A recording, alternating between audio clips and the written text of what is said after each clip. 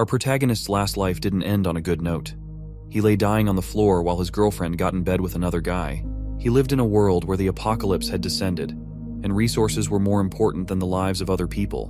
But that's not going to be where things end for him. After his death, he gets reborn with the opportunity to rewrite his horrible life and take revenge on the people that once put him down. The world is already falling into chaos as a volcano erupts right in the center of a large city. A commercial bus races through the city carrying a few dozen people. A few days ago, the underwater eruption of Mount Fuji caused a massive earthquake that sent tens of thousands of people to their deaths. Today, even a smaller city has to be evacuated because of how intense the disasters are becoming. Through the streets of this city, a bus speeds towards the evacuation location. Inside the bus, a woman realizes that she was in such a rush to enter the bus that she didn't bring any evacuation supplies. Because of that, she will have to buy new things in Jiangnan City. The man beside her asks if she has seen the news. The goods in the Walmart and Ali warehouses in Jiangnan City have all been moved.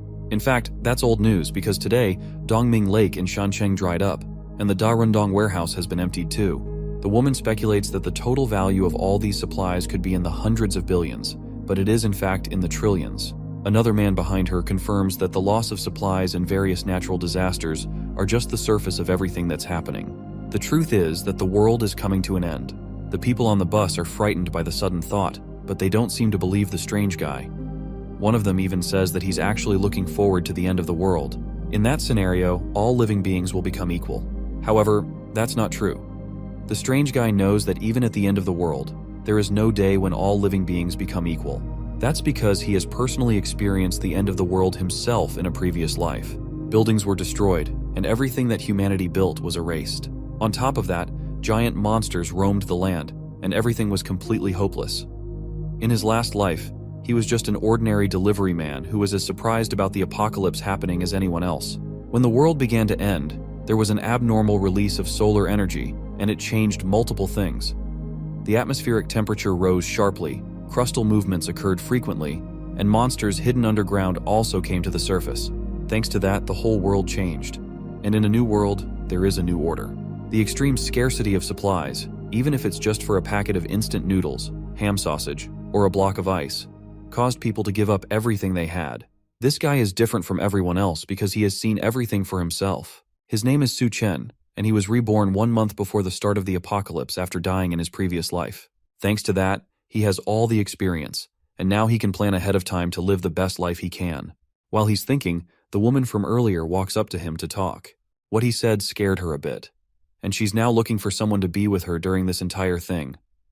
Unfortunately for her, that person isn't going to be him, because he has more important things to do. He leaves her alone and steps off the bus once it gets to his destination. He doesn't need people holding him back when he knows that what's most important in the apocalypse is an abundance of supplies. In his last life, he wasted a lot of time searching for supplies, so this time, he needs to be prepared in advance. He has his eyes set on the warehouse he works in as a delivery man. He grabs his work jacket from a hanger by the door and heads into the storage room. A coworker by the door informs him that being 21 seconds late means that he will have half a day's salary deducted from his salary. The guy apologizes and heads into the warehouse to clear it out for himself. In his last life, when the apocalypse came, the boss of this warehouse ran away in advance, and his annual salary went down the drain. So these supplies are going to be his compensation. To take them all for himself, he activates a power of his called space. This spatial ability allows him to put everything around him into a super large cubic space with dimensions of tens of thousands of meters in length, width, and height according to his will. The space unfolds in the warehouse, and he's able to grab lots of supplies, including rice, cooking oil, meat, and other foodstuffs. Everything, including the shelving itself, gets stored in his space. Thanks to this, he manages to purchase a large number of supplies for $0. And thanks to this ability, he was able to dry up 2 entire lakes and plunder several cities that were destined to be destroyed thanks to the apocalypse. Back in his past life, even a packet of instant noodles was a luxury. But thanks to his spatial ability, he's able to store several tons of fresh food in frozen time, meaning that the food remains fresh no matter how long it's kept in there. He finally won't have to eat dirt in the apocalypse to survive like in his previous life. After collecting all the samples, he can finally breathe a sigh of relief, knowing that he's not going to suffer in this new life. While he's checking on all the supplies he'd managed to gather, 3 men walk into the storage area to start clearing out all the supplies. They are all surprised to see the place has been completely emptied and turned into nothing but a massive hall. There's no one else there but the strange guy standing in the center, so they ask him what happened to all the supplies that were in the storage area. He immediately tells them that he has taken everything for himself. The men are surprised by his nonchalant admission, and they rush to catch him, but he easily uses his powers to dodge out of the building and remarks that he won't be late anymore since he's quitting. Then he just barely teleports away before one of the men can grab him.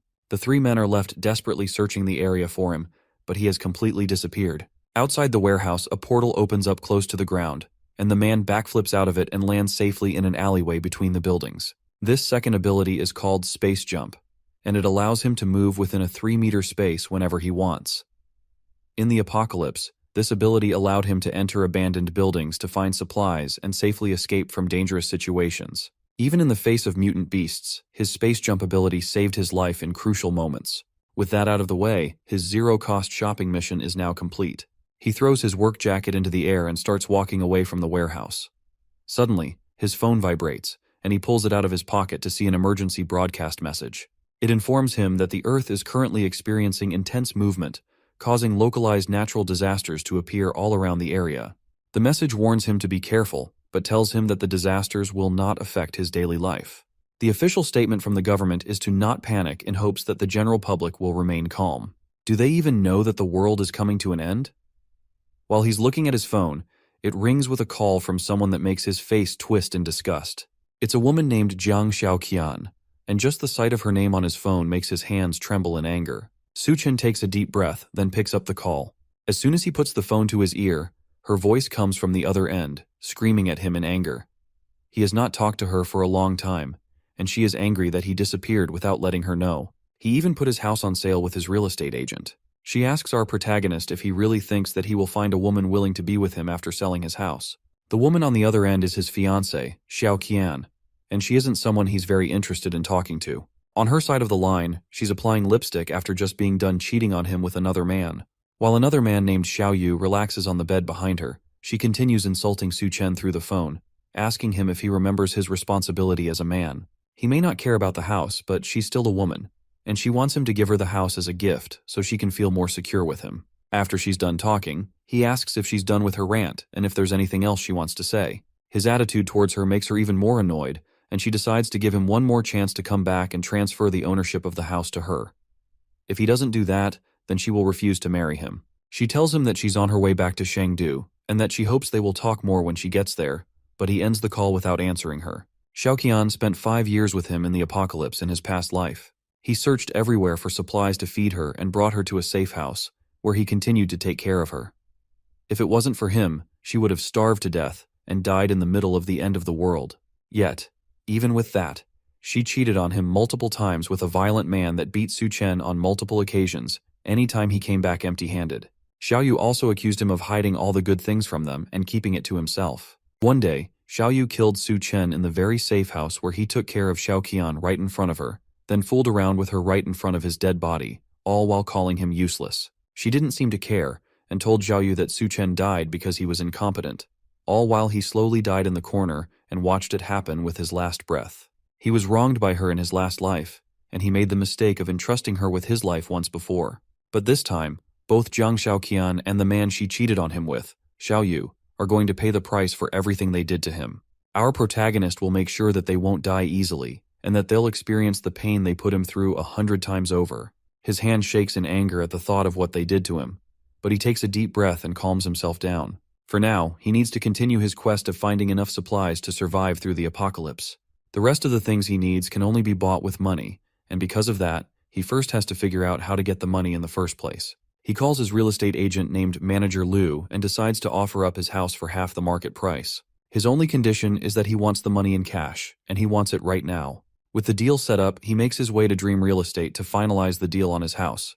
But when he gets there, he sees Zhao Qian waiting for him with Xiao Yu, who has a baseball bat. Su Chen isn't bothered at all and walks past them into the real estate building, but he's blocked by Xiao Yu, who angrily asks him why he dares to sell their house. Because of that, he'll make sure that Su Chen won't see the sun tomorrow. While the thug is talking, Su Chen reaches out and grabs him by the neck. Then he lifts the angry man off the ground before slamming him back on the floor. Xiaoqian jumps to try and protect her lover from her fiancé. While she pulls on his jacket, she starts yelling for someone to save them from a murderer. Su Chen wastes no time before backhanding her across the face, sending her flying onto the ground. She stares at him in shock, completely surprised that he would touch her at all. While that is happening, he continues choking Xiaoyu on the ground as he begs for help. Su Chen assures him that he won't die too quickly, then lets him go, causing the disgraced thug to back up in fear, desperately coughing. Xiaoqian goes to check on her injured lover while Su Chen steps past both of them and continues into the office. Xiaoqian still hasn't learned her lesson and orders Su Chen to kneel down and apologize quickly while she's not yet angry. If he doesn't do that, she threatens not to marry him again. However, her empty threats are stopped once he turns around and glares at them. They freeze in fear before both of them run away, leaving him alone to handle his business. Now that they are finally gone, he steps inside to meet the real estate agent, who offers him a glass of water. The older man looks incredibly excited to be talking to Su Chen about selling his house at such a low price. But inside, he considers Su Chen a fool for selling a house worth over $1 million for just half the price. With that kind of deal, he can make a huge profit from a quick turnaround. Thanks to that, he agrees to make the full payment immediately and hands Su Chen the contract to sign. With that done, Su Chen walks out of the office with almost $1 million added to his bank account. Although various natural disasters are happening, Chengdu, where he lives, is an inland city far from the earthquakes, tsunamis, and volcanic eruptions happening throughout the rest of Asia. Adding to that, the government is officially trying to keep the public calm, so there is still a sense of normalcy in the area, and society is still functioning well. As he thinks about his next step, he passes a flyer advertising fast and high-interest loans. That gives him an idea, and he makes it his next step to get even more money by mortgaging his property with a property certificate. That leads him to Great Sea Loans, where he meets a large-bodied man smoking a cigarette. This man is Wang Dahai, Xiaoyu's older brother. In his past life, this man died in the mouths of mutant beasts pretty early into the apocalypse. Dahai notices that his house isn't worth very much. Su Chen only wants to know how much he can borrow even with his low-value house. The big-bodied man offers $500,000 for the property, as long as he also leaves the property certificate with him as a show of faith. Su Chen demands an extra $100,000 be paid to him immediately, and they will have a deal. He slams the property certificate on the table and stares straight at the man in front of him, while also promising to gather the money in a week. That way, he can make a profit from their exchange and pay everything back at once. Dahai is interested in this offer, and it seems that Su Chen is also a gambler. As long as he's involved in the trade and there could be a profit, Dahai thinks he might even sell his own parents. The older man thinks Su Chen is stupid for believing he can turn his life around in a single day. He has no idea just how far this plan of Su Chen's goes. Dahai smiles and takes a long puff of his cigarette as he contemplates the offer. He tells Su Chen that he'll agree to the terms as long as he mortgages the property certificate with their company. If he does that, everything else will be negotiable.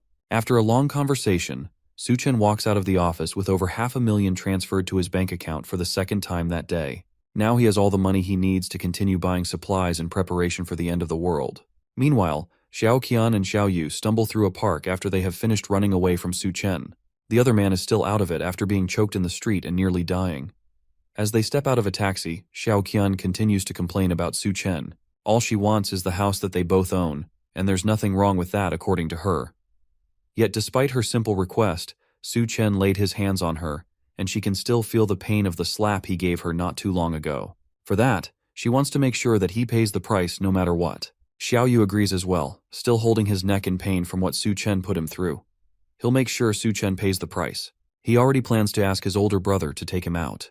As they're talking, they notice Su Chen once again casually walking down the road, heading to his next destination. Xiaoqian and Xiaoyu are surprised to see him casually walking down the road in front of them after everything he had done. They decide to follow him and see what he has been up to that has made him so cocky. Su Chen, however, is searching for the next major grab of resources before society collapses. In his memory, many commercial buildings collapsed under the impact of seawater backflow and rapid freezing in severe cold. However, the Green City Hotel withstood all the natural disasters down to the very end. Because of that, he heads there next to figure out how he can take advantage of that.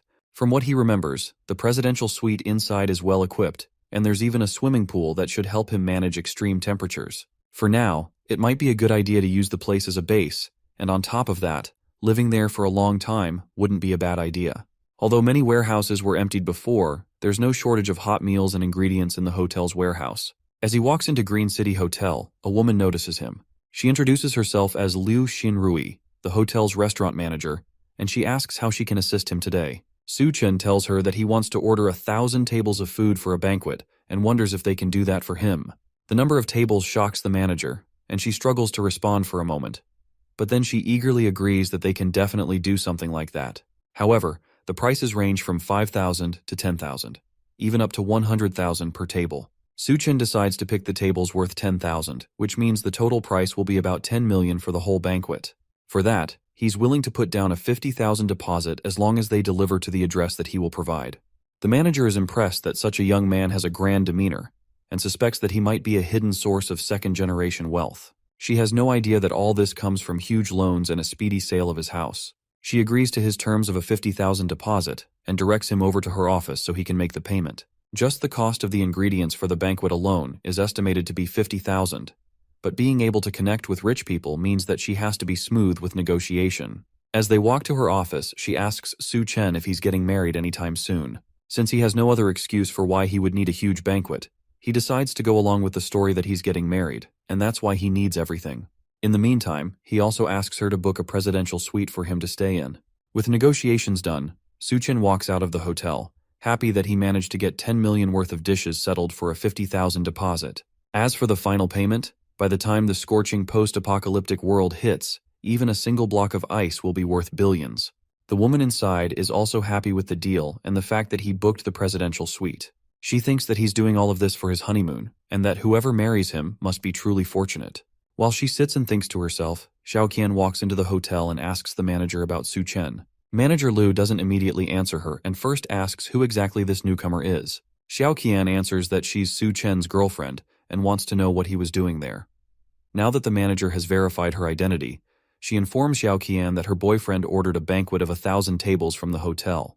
She even tells her that having a boyfriend like him must be amazing. Meanwhile, in her mind, Manager Liu thinks this girl is only a 7 at best, and it seems like her temperament is way too high. Rich people always seem to like these types of girls. The two are shocked that Su Chen could order a 10 million budget banquet, and they don't believe him at first.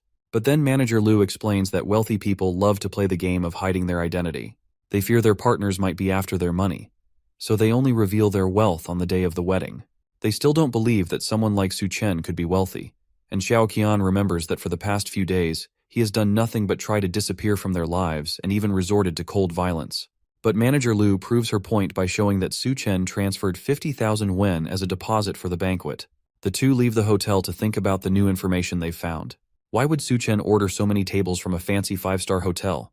Who is he planning to invite? Xiao Qian believes he wants to introduce her to his wealthy circle and then bring her into his life of riches. Xiao Yu asks what they should do now that they know this while he reaches for her chest with his hand. She slaps his hand away and realizes that she needs to create opportunities for Su Chen to get back with her as soon as possible. In her mind, she starts imagining a life of wealth and luxury, where she's dressed in fancy clothes, living in a luxurious house, surrounded by maids and butlers catering to her needs. Just the thought of that alone makes her drool, and she can't believe that she would see this kind of opportunity with someone like Su Chen. Su Chen returns to his old home to continue planning his zero-cost purchase, which at this point was pretty much just stealing since he didn't plan to return anything that he had taken so far, or to pay for any of it either. During his raid, a lot of essential items hadn't been bought yet, and the remaining money was just not enough to cover the costs. So he resorts to another devious method to get money. He can use online loan apps to gain a ton of money quickly and use it to fund the rest of his raid. So for the whole afternoon, Su Chen downloaded more than 80 apps at once and spent a long amount of time taking selfies and gaining loan amounts that ranged from 30,000 wen and above. By the time he was done, he had gained about 970,000 wen in loans, and he was ready to start his shopping spree yet again. He collapses on the bed, feeling the urge to pass out, but there was no time to waste at all, and there were still many things to buy. He had to get fireplaces, ice makers, ice blocks, smokeless coal, and other supplies that weren't available in supermarkets. Fortunately, all these things can be bought online, and the delivery is super fast. He's going to need all these things to survive the extreme heat and the severe cold that will kick off the apocalypse. Him making it through the intense temperature changes will completely depend on whether he has enough materials to regulate the weather. So he gets to work, contacting multiple companies to prepare the materials that he would need. He starts by ordering 2,000 tons of smokeless coal, and offers to pay 500,000 wen in deposits. Then he does the same thing with the ice factory, ordering multiple tons of ice from them as well. A few of the companies request a face-to-face discussion, so he leaves his apartment to head over and talk to the ice makers. As soon as he steps outside, he stumbles into a new face, followed by an unwelcome old one. Her name is Li Na, and she is a close friend of Xiao Qian. In fact, She was the one that introduced them to each other and trapped him in that awful relationship. She walks up to him with a smile while her friend follows closely behind. She then tells him that his girlfriend has been missing him very much. He asks them if she has been missing him or if she has been missing his house. Lena tries to cover for her friend and tells Su Chen that his girlfriend was only testing him before. She accuses him of being clueless and ignoring how sad Xiaoqian has been without him. The gold digger of a girlfriend takes the opportunity to latch onto Su Chen's arm and plead with him. She asks him to accompany her for a walk and apologizes for scolding him yesterday in hopes that he won't be mad at her. The act doesn't impress him at all, and he pulls his arm away, telling her that he's busy and she should go and take a stroll by herself. Xiaoqian is surprised that Su Chen is acting so arrogantly, but Lena snaps her out of it and points out that he's taking a taxi somewhere. This might be her final test, so she encourages Xiaoqian to follow him in a different taxi and see where he goes. Su Chen makes his way to the ice factory to meet with the manager and place his order. The older gentleman greets him and seems surprised that Su Chen is so young despite all the things that he's buying. The two shake hands. Then the younger man follows up the discussion by asking how long it'll take to produce and ship the 2,000 tons of ice that he had ordered. The manager assures Su Wen that their ice factory is very efficient and one of the best in the state. He promises to deliver the edible ice in 3 days, and the total price of it all would be 800,000 wen. Su Chen agrees and hands over a 100,000 wen deposit. Then he gives the man an address to deliver the ice to in 3 days. Now that the transaction has been confirmed, the man decides to ask him why he needs so much ice. Was there some sort of large-scale event happening somewhere? If he is a regular organizer, then they could partner more in the future. He was somewhat correct, since there is definitely a large-scale event happening soon, but Su Chen can't just casually tell him that. So instead, he lies that he plans to donate all the ice to the Alishan for charity. The manager is surprised, but at the end of the day, an 800,000 yuan deal has been settled immediately at the entrance. That young man must really be something. As he watches Su Chen's taxi drive away, another taxi pulls up, and he wonders if this is someone else here for business without an appointment. Xiaoqian and Li Na step out of the taxi and walk over to talk to the manager. Xiaoqian tells the boss that Su Chen is her fiancé, and she wants to know what they were talking about. He doubts her a little and wonders if this is some sort of detective play, but he still tells her that Su Chen had ordered 800,000 yuan worth of ice from his company. Xiaoqian and Li Na nearly scream at the mention of that, since this pretty much confirms that Su Chen must be some sort of second-generation super-rich personality. No one in their right minds would spend that much money on just ice. Li Na desperately asks what Su Chen wants to do with so much ice, and he tells them that Su Chen plans to donate it for charity. Of all the responses they expected, they definitely were not expecting that. Back with our protagonist, Su Chen has now purchased all the items he would need to survive in the apocalypse, and now he decides to enjoy the little time he has left before the world descends into chaos. In his last life, he was too busy working to ever think of doing anything in luxury. Even going to a small cafe was out of the question for him since he was so preoccupied. So he decides to go to a fancy restaurant to relax and enjoy himself. A waitress welcomes him and hands him a menu to look through. There's a lot of delicious foods like butter chicken, naan, and smoked steak, with each item on the list needing him to spend up to 4 digits. One menu item in particular catches his eye, and it seems to be a mystery item that costs 17,000 yuan. He asks about it, and the waitress confirms that it's a meal personally crafted by the head chef of the restaurant. The details completely depend on the chef's inspiration. That sounds interesting. So Su Chen decides to get that for himself. In his last life, at the beginning of the apocalypse, a strange force caused many creatures to mutate and turn into terrifying beasts. There were many monsters, like a giant serpent, that appeared in the midst of the floods in the early days of the apocalypse. He would need to prepare himself to deal with those things when they start to appear. But for now, his eyes are drawn to a pink-haired beauty walking towards his table with his food. She introduces herself as the head chef of the restaurant, and she brought the food she specially tailored for him based on his temperament. She doesn't need to introduce herself since Su Chen already recognized her. In his last life, she was known as Hell's chef, Duan Ya. She had the magical culinary skill to turn decayed monster meat into food, and no one could resist its temptation. However, those dishes were made using mutations sourced from inside monstrous beasts, and eating them would lead to certain death. She notices his dark expression and wonders if he thinks that a beautiful woman like her will poison his food, so she tries to calm him down by introducing the food. The dish is called Dual-Faced Life, and it's a piece of steak where one side is tuna fried in brown butter, while the other side is deep fried in puff pastry. It's a kind of steak with 2 flavors that leave a lasting impression. Su Chen hides his expression and takes a bite of the steak. It is definitely worth the 17,000 yuan he spent on it, and the taste is really good. If only she could cook for him in the apocalypse. but it's possible that she could poison his food and he would have no idea. Meanwhile, outside the restaurant, Xiaoqian and Li Na watch the place in jealousy and wonder what exactly Su Chan is eating there. They've heard that each dish costs at least 10,000 yuan, and the fact that he's casually going there for a snack just further proves to them that he must be some kind of second-generation kid. Once Xiaoqian becomes a rich wife, she will definitely be able to take care of her sisters. Next in his adventure around town, Su Chen heads over to the Arya Scans bar in the Golden Sales Vault of Shangdu. In his past life, he regretted not being able to enjoy these kinds of extravagant places, and once the apocalypse starts, then places like these will no longer exist. So he's taking the chance to explore this place as much as he can. A group of girls sit beside him as soon as he gets settled down. He agrees to drink with them, but his eyes notice that one of the girls doesn't seem as enthusiastic about being there as her friends. The girls tell him that her name is Yun Yun, and this is her first time in the club. Her boyfriend just recently cheated on her, so they brought her to the club to have some fun. The guy didn't sleep with her at all and went on to cheat on her with an old woman. She's so depressed that she drinks an entire glass of alcohol, then slams it on the table. She then asks Su Chen if he's single and if he wants to have some fun with her. The girls cheer him on while Xiaoqian and Li Na enter the club and notice the two of them getting comfortable in the back. He notices the two of them. Then he takes the girl by the shoulder and leads her up the stairs. The two girls chase after him as he runs up the stairs and into a random bedroom. He locks the door behind them and tries to apologize for bringing her upstairs in a rush, but the girl seems more interested in laying with him. Our protag doesn't have any interest in taking advantage of her when she's clearly sad, so he flicks her on the forehead and warns her not to go out and to try to stock up on food in her house while she still can. Then he tries to advise her not to come to places like these since she seems to be more love-minded than her friends. But then he realized that there's no point since there will be no future for her to worry about. It's rare for him to have an opportunity to come to a place like this, but in this situation, he has no choice but to avoid them. He walks into the back of the hall and sees the two girls kicking down multiple doors in an attempt to find him. With these two here, there's no chance for him to enjoy himself for the rest of the night. He manages to escape their manhunt for him and heads home to relax and escape from the rampaging girls. The next day, all the things he ordered, including the smokeless charcoal and the ice, were shipped to him.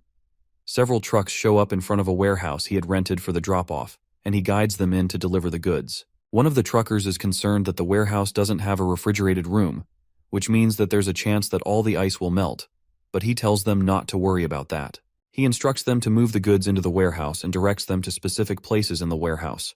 While all of this is happening, Xiao Yu tracks down Xiaoqian to tell her that Su Chen has rented a large warehouse in the suburbs, and he also bought a lot of large machines that are being moved into the warehouse. She's interested in what he's doing, so she goes over to the warehouse with Li Na to see what's going on for herself.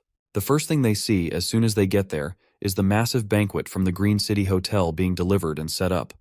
There was even a red carpet laid out, and the whole setup looked like an after-party for a wedding. Li Na is convinced that Su Chen would propose, and then guests will come in from all directions to see the wedding.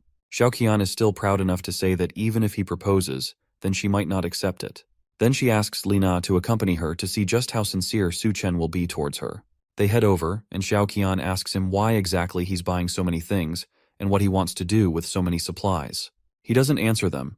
Then he tells her to help move the boxes into the warehouse. If she helps, then he will tell her everything she needs to know.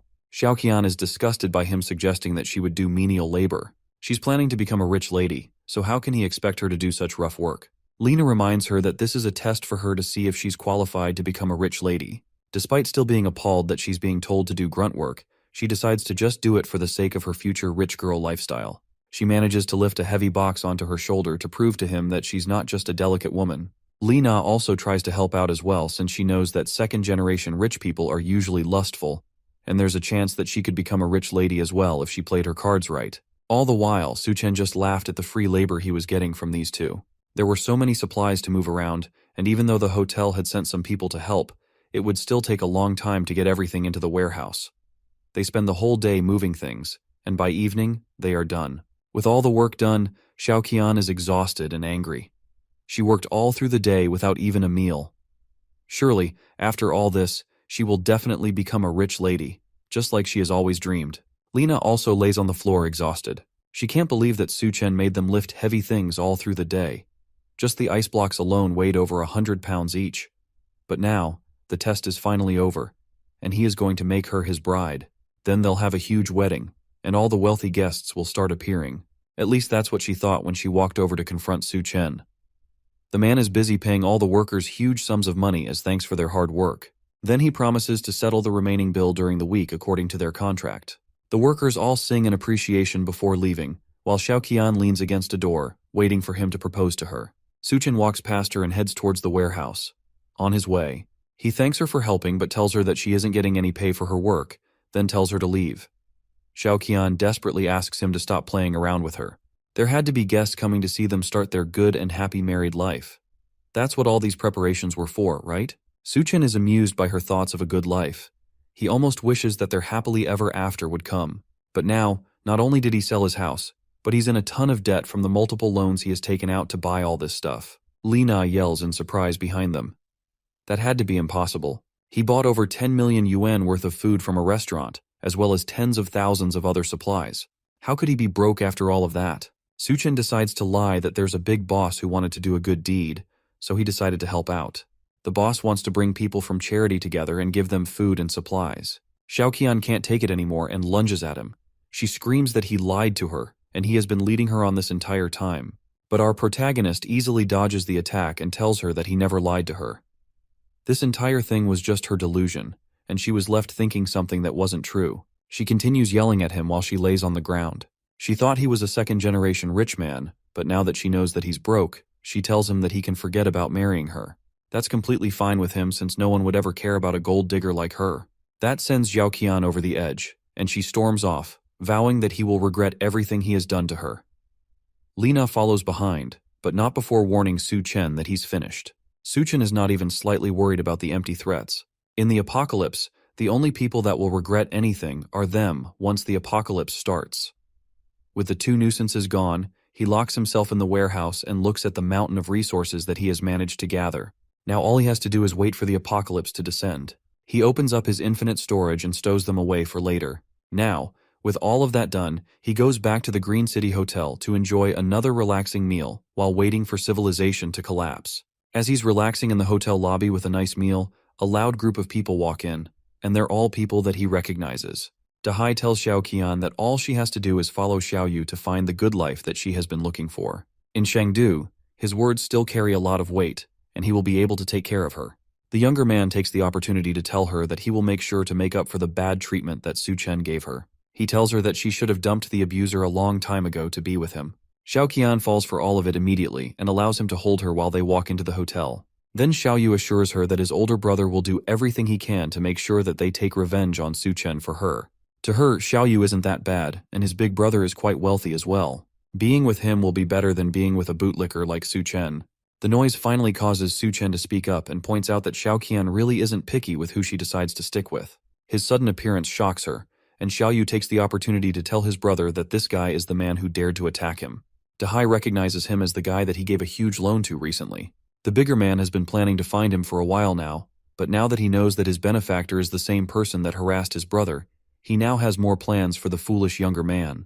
Xiao Yu is surprised that his brother knows Su Chen, and the large man tells him that this guy is the same person that mortgaged his house and borrowed over 500,000 yuan from him. And on top of that, it just so happens that tomorrow is the repayment day.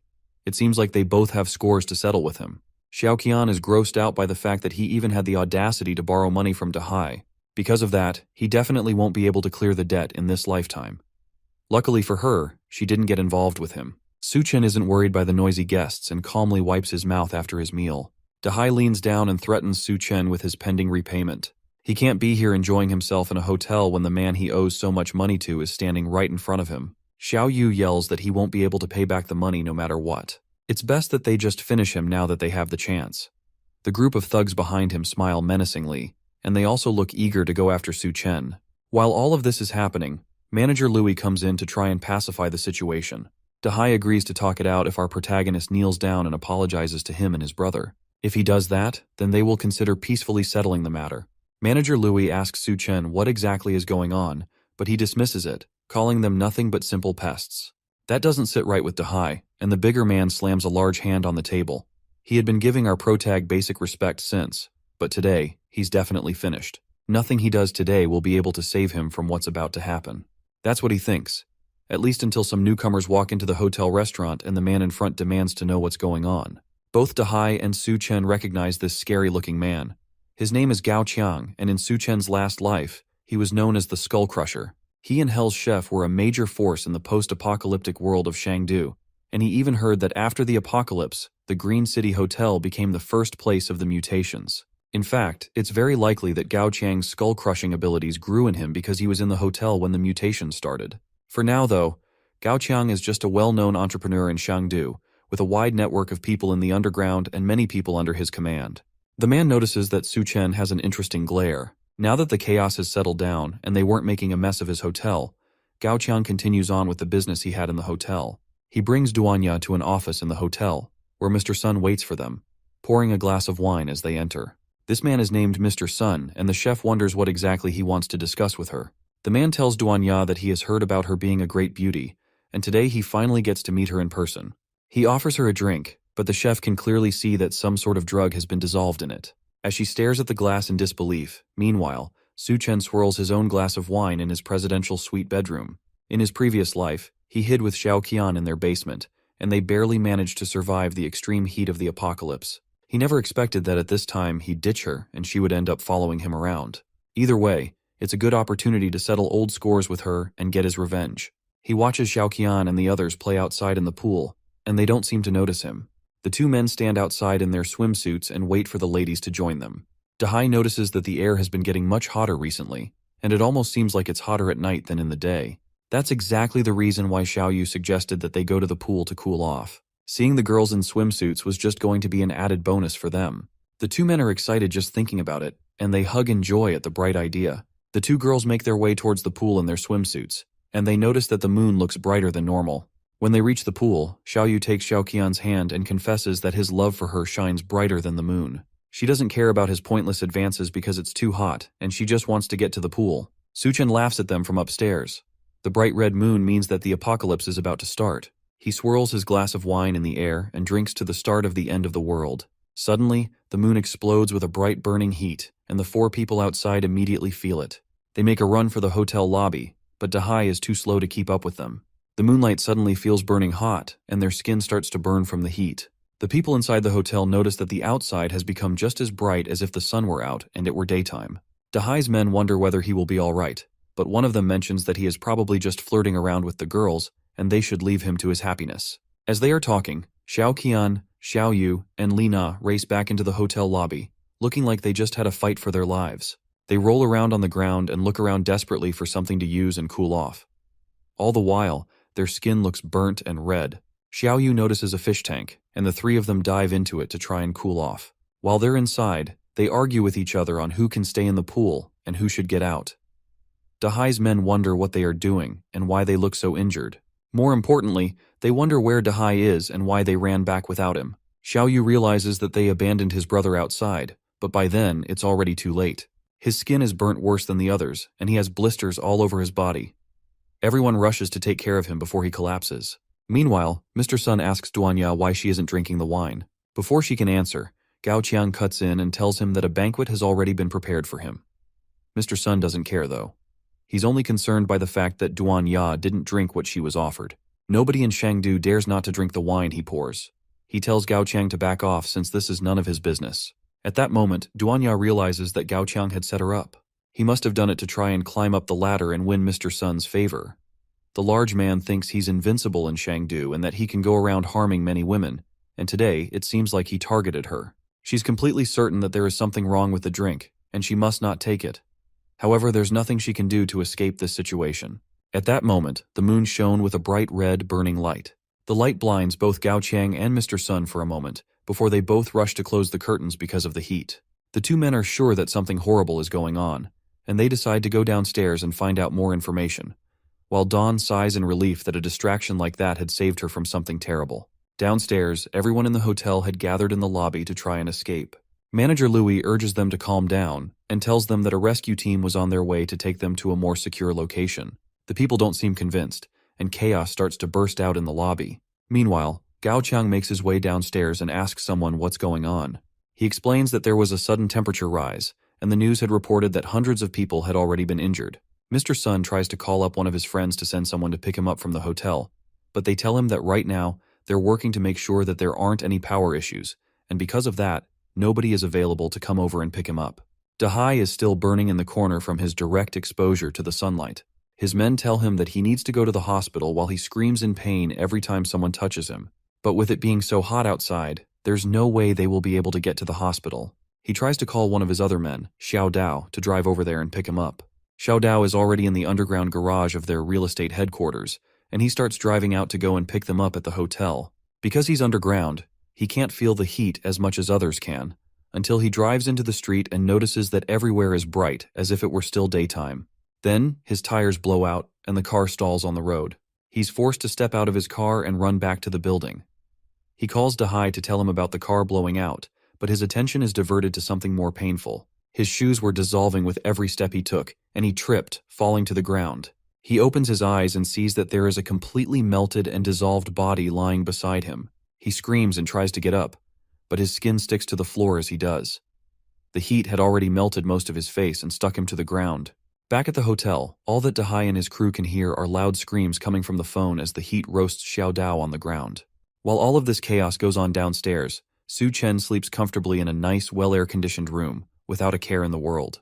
Almost immediately, breaking news reports circulated on the TV, warning people that the weird temperature anomaly had already taken nearly 100 lives. It advised people to stay indoors to prevent skin and respiratory burns. The heat is so powerful that not too long later, the city's power grid blows up, leaving everywhere without electricity. Dahai continues trying to call back the driver, but the line never connects. It seems like Dahai is no more, and on top of that, all the other rooms in the hotel have been fully booked. Dahai and his group had to resort to taking the last room available, which they will have to share with Xiao Qian and Li Na. The two girls are not pleased about this at all, and they complain that they will need a separate room. While they're arguing, the power goes out, which means that the air conditioning also stopped in the hotel, causing the building's temperature to rise rapidly. If they don't leave the room, they'll suffocate from the high temperature. While the men struggle to take off their clothes and try to find a way to cool down, Xiao Qian remembers that Su Chen had booked the presidential suite, and it even had a pool. If they kicked him out, they could take over the place for themselves. Su Chen himself enjoyed the night by swimming in his room's personal pool. In his last life, the city's electricity had hidden dangers due to improper maintenance. No matter how much manpower was invested, the city's electricity still exploded despite everything they tried to do. Because of that, all the users connected to the city's electricity were affected.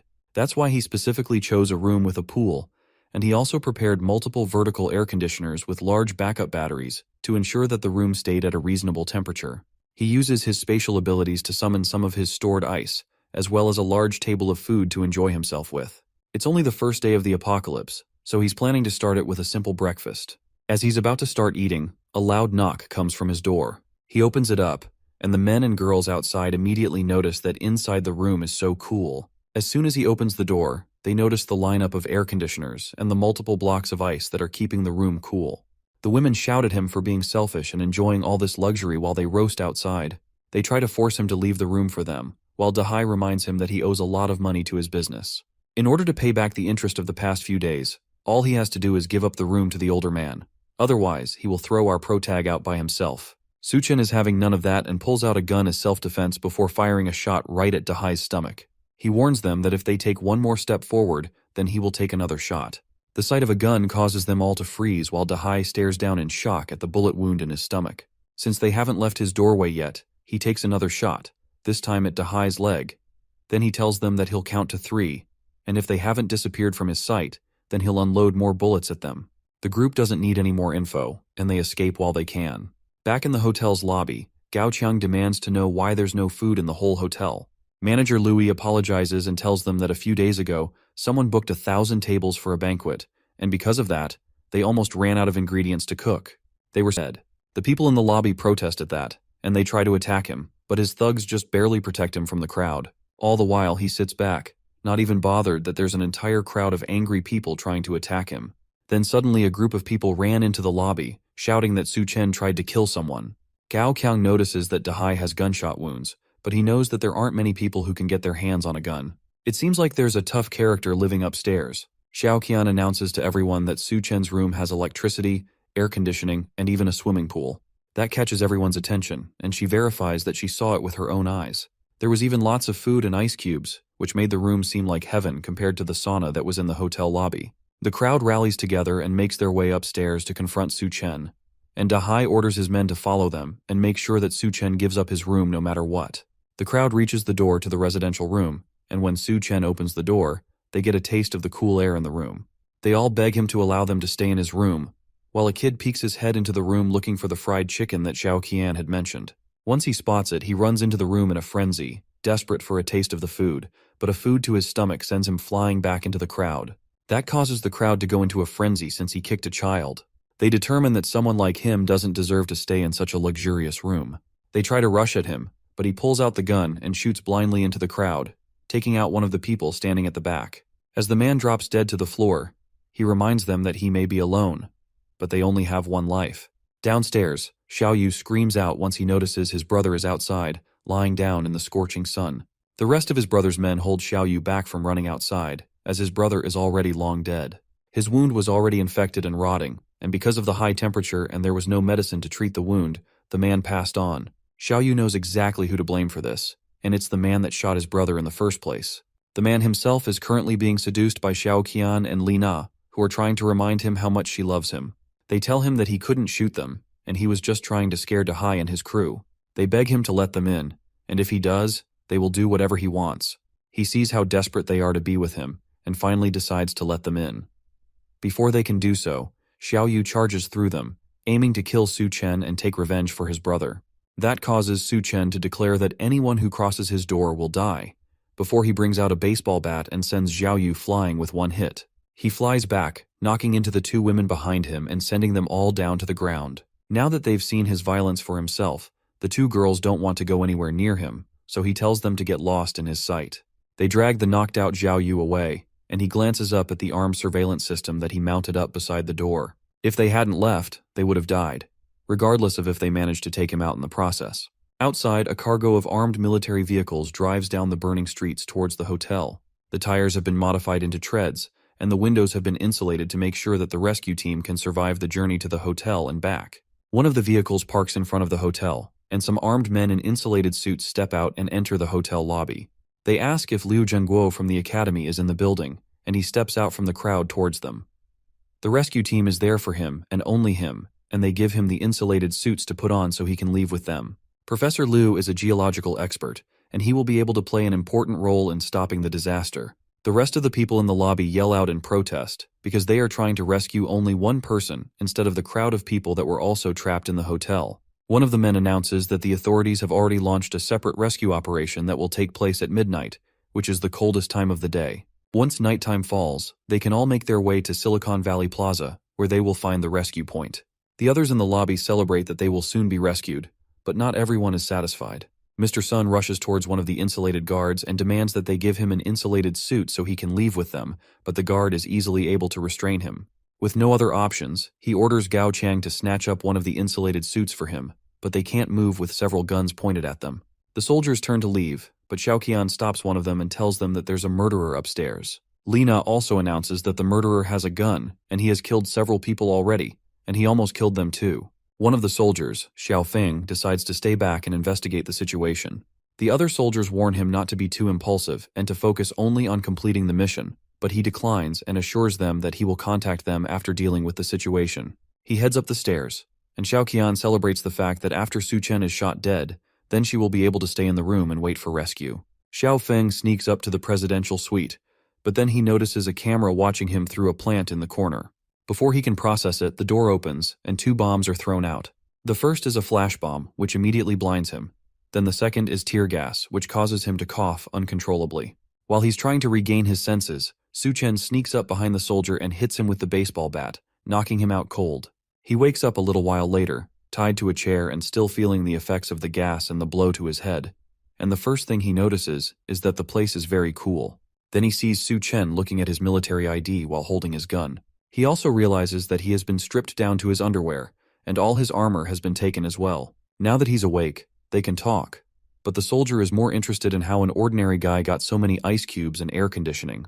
He's also curious about how he got access to so many weapons and flash bombs. Su Chen tells him that he's a recent graduate, and he got the guns and everything else during a trip to the Middle East. The story is completely unbelievable, but there's nothing our protagonist can do to change that, so he instead switches to asking more important questions. Suchin wants to know if the government has set up rescue points for citizens to go to in the morning. The soldier is shocked that he knows about that, but Suchen doesn't ask, and instead he explains that being exposed to the moonlight for more than 10 minutes can lead to fainting, and this will cause many people to die on the way to the rescue. Xiaofeng knows this, but there's no other way to save people. They have established safe zones and modified rescue vehicles in the area, and all they need is for the residents to reach the rescue point on their own. All they need to do is to wear some sort of insulated blanket, and they should be able to survive the walk to the rescue point. Su Chen places a hand on his shoulder and goes behind him with a gun pointed at the back of his head. The soldier begs for a moment for our protag not to kill him, but Su Chen cuts the ropes and sets him free. He respects the soldier's work and decides to let him go, but not before warning him about the mounted guns on the ceiling. If anyone comes after him again, those guns will activate, and no one will survive except him. He understands and decides to leave peacefully, but not before all his guns are confiscated. The people in the lobby notice that the soldier left without telling them anything except advising them to wear insulated blankets while they head to the rescue point. Mr. Sun slaps Gao Chang in anger and blames him for everything not going his way. The others wonder just how long they will have to deal with the annoying man, but they have no choice for now. Once the rescue team has taken them in, they will need Mr. Sun's connections to live comfortably. Su Chen watches from the shadows and asks if Gao Qiang wishes to restore order even in times like these. The two men immediately become hostile once they see him, but he calms them down by telling them that he is only there to make a deal. To calm them down, he shows them a bucket filled with edible ice cubes. The two men go wild for the ice cubes, and one of them suggests that they kill Su Chen and go get more ice from his room. Su Chen politely counters that idea with an assault rifle to the throat. Gao Qiang seems to have more common sense and suggests that they make a deal with him instead. Thanks to that, Su Chen agrees to give them both some cubes of ice while they negotiate. The other man wonders just what is in our protagonist's room when just a cube of ice feels this good. Gao Qiang decides that for now they'll agree to his demands, then they'll look for a way to kill him later.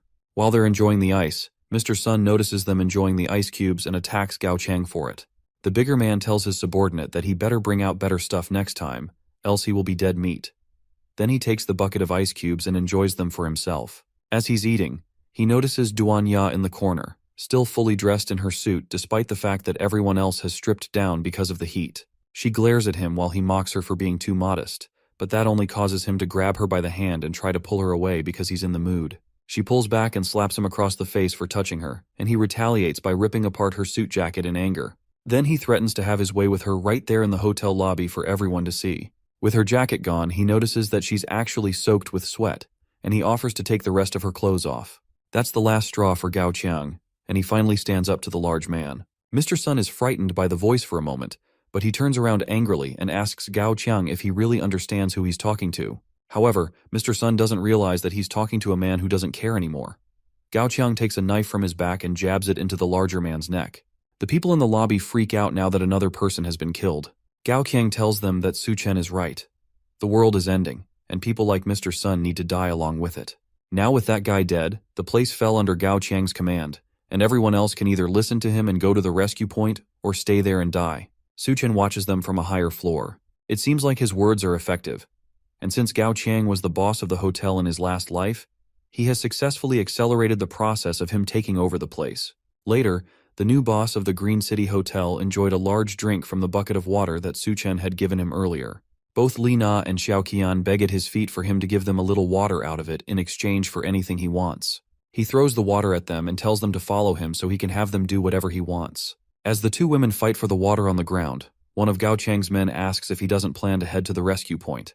The boss disagrees and tells them that since it's doomsday and they want to survive, then they have to rely on themselves.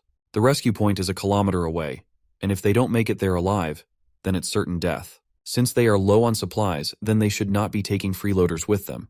Gao Qiang agrees with that fact, and he decides to take a page from Su Chen's book by keeping them as cannon fodder. Once midnight hits, it's time for people to start heading towards the rescue point. Several people wrap themselves in blankets and leave the hotel towards safety.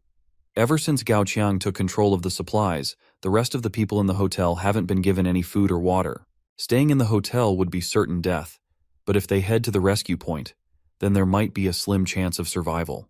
The large group of people walk along the empty roads with boards tied to their shoes, but even with that, the heat is still almost too much. One of the survivors trips on the boards and falls down on the incredibly hot asphalt. She immediately melts on the ground while the other survivors continue on without her. At a time like this, No one knows if they will be able to survive, so there's no time to worry about others, even if they are family or loved ones. Xiao Qian and Lina wrap themselves in and get ready to leave the area as well. In the hotel, they only have enough snacks for about 2 days, so they're especially excited to reach the rescue point and eat as much as they can. But before they can leave, one of the men rips the towel away from Xiao Qian. He tells her that Gao Qiang gave them food, so they shouldn't be so quick to leave. He tells them to have some fun with him instead of leaving as he rips Xiao Qian's clothes. The two of them beg him to take them to a room first before they start having fun, all while Su Chen watches everything from the top floor. In his last life, he went to the rescue point with the others, but no one told him to bring a blanket. So even though it was only a short kilometer, many people died on the way there. At least with his advice from earlier, more people should be able to survive the trip and make it to safety. Meanwhile, the two girls continue to beg the man to let them have some privacy, but he laughs at them and asks what they are even afraid of. It's not like there are ghosts in the area. As he says that, 2 zombies break through the glass into the hotel lobby. Gao Qiang and the others in the lobby scream as they walk slowly towards them, and Xiao Yu wonders if they will also get turned into zombies if they get bitten. Gao Qiang grabs the other man by the neck and throws him at the zombies as a distraction, and his skin burns as soon as they touch him. After seeing all of this, Su Chen finally decides to join in on the action. He heads downstairs with a katana on his back and tells the other people to move aside.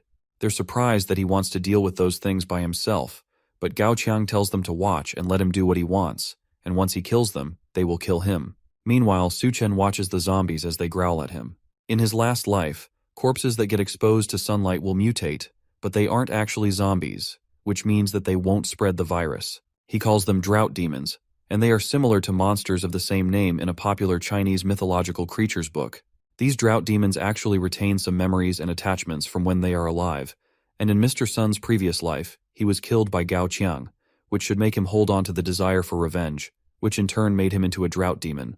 So because of that, the zombified Mr. Sun completely ignores Su Chen and runs over to kill his murderer instead. As for Dahai, he died from the bullet wounds that Su Chen gave him, so he rushes towards our protagonist instead. The large drought demon lunges a clawed hand at the smaller man, and he's easily able to dodge. Then he rushes towards the other drought demon and brings his katana down, straight through Mr. Sun's head, slicing the drought demon completely in half. As he dies, a small purple crystal comes out of his body and floats in front of Su Chen. In the last apocalypse, where Gao Qiang was the leader of the Green City Hotel, he must have gotten his powers after killing Mr. Sun in his last life as well. That means that the crystal will always appear inside Mr. Sun. This is the crystal nucleus that can give normal people superhuman strength. Now it belongs to him, and he can use it to greatly improve his abilities.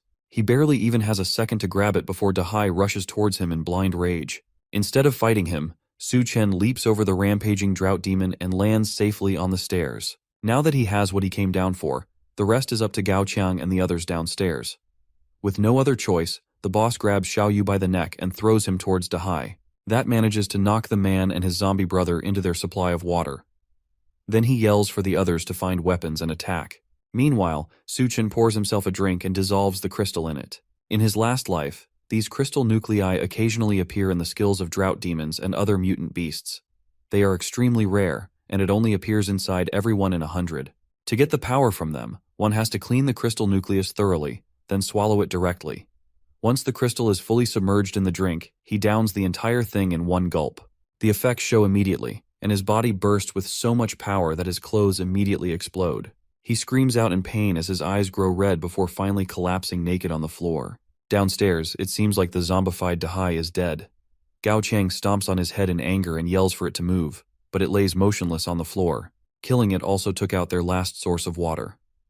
Without any water, Lina decides to try and escape to the rescue point, but one of the men grabs her and says that he will cut off her legs if she tries to run again. She begs him to let her go since, without water, everyone there will die of thirst anyway. Then she tells them that if they let her go, she will tell them a way to deal with Su Chen.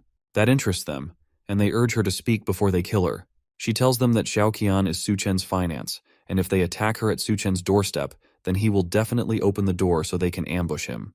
The men agree with her, and Xiao Qian is shocked that her own sister would suggest using her as bait. They turn to grab the ex-fiancé, and she tells them that she will cooperate with their plan. But first, they need to find her some food. She specifically wants some meat. That's not possible since the meat in the electric fridge has already spoiled, but Gao Qiang has an idea. He gives her a knife while the other men gather and hold down Li Na. Then he tells her that if she wants meat, then it's up to her. Xiaoqian catches on quickly and realizes that they want her to eat her own sister's flesh. She thinks about it for a moment, then turns to Li Na menacingly while holding the knife. Li Na starts screaming as Xiaoqian walks towards her. She tries to beg and remind her that they are sisters and that she shouldn't do this. The other woman doubts her words and if they are really sisters, since not too long ago, her so-called sister had suggested that they use her as bait. Without even thinking about it, she takes Li Na by the neck and stabs the knife into her stomach several times. As she brutally murders her sister, even Gao Qiang and his men watch on in surprise as she tells her dying sister to blame herself for this happening. Then she laughs over the body as blood pools around her feet. Now that lunch is secured, she laughs crazily and promises that once she is finished eating, she'll go upstairs to his room and drink his blood. Gao Qiang tells them to let Duanya cook the meat since they will need all the strength they can get to deal with Su Chen. One of the men tries to protest, but the boss reminds him that without water, none of them will last a day, so if they don't want to turn into a dry corpse, then they should do as he says. The man is reluctant, but he eventually shouts for them to look for Duanya. Meanwhile, Su Chen has woken up and decides to rest his powers. He realizes that he has gained physique-type abilities, and his resistance to heat has also improved. On top of that, even his muscles and his strength have increased as well. He tests his new power by crushing a large block of ice with one hand. As he stands and admires his new abilities, a knock comes from his suite door. It seems like someone else has come to his door to bother him. He looks through the security camera and notices that it's Hell's chef Duan Ya waiting for him. Outside his door, she waits anxiously for him to open up and let her in. Everybody downstairs has gone crazy like Gao Qiang, and the down floor is no longer safe. Her only hope right now is to partner with Su Chen, and thankfully, she has some leverage to get her way. When he finally opens his door, he's still completely naked as he asks her if everything is okay, and if she needs some help. She notices his undressed body and screams while he hurriedly apologizes, and realizes that he forgot to get dressed before coming out to meet her. He invites her inside his apartment, and although he considered subduing her, the atmosphere is a bit awkward now for both of them. But based on his previous life, he knows that Duanya is a very strong-willed woman, and she had a cooperative relationship with Gao Qiang. So if he finds a way to bring her to his side, then he will benefit greatly. He starts by telling her that his resources are limited, and on top of that, they had only just met. He can't just be expected to take her in just because she's pretty. Duanya realizes that the room is well equipped with ice and electricity, and because of that, she will have to show her worth if she wants to stay there. She tells him that she's not just a chef, she's also a graduate from Southwest Medical University, which means that she has a medical qualification certificate and 3 years of experience as a surgeon. The fact that she's a doctor is exciting to him, but that doesn't change the fact that his resources are limited, and he's uncertain if they can survive till tomorrow. She gets desperate and tells him that as long as he doesn't kick her out of the building, then she'll do anything he wants her to. He accepts her offer and tells her to consider his room her own home.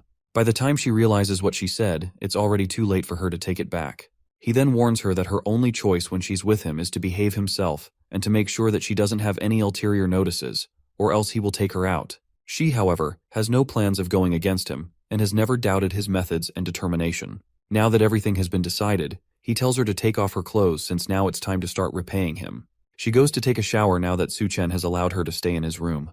There's water, electricity, and everything someone would need to survive the apocalypse and never worry about the outside. There's no need to think about the scorching weather or being eaten by the others. For anyone on the outside, this place would be heaven. That doesn't mean Su Chen is any kind of angel, though. His intentions are pretty obvious, especially when he told her that he would give her something different to eat. But she doesn't have a choice.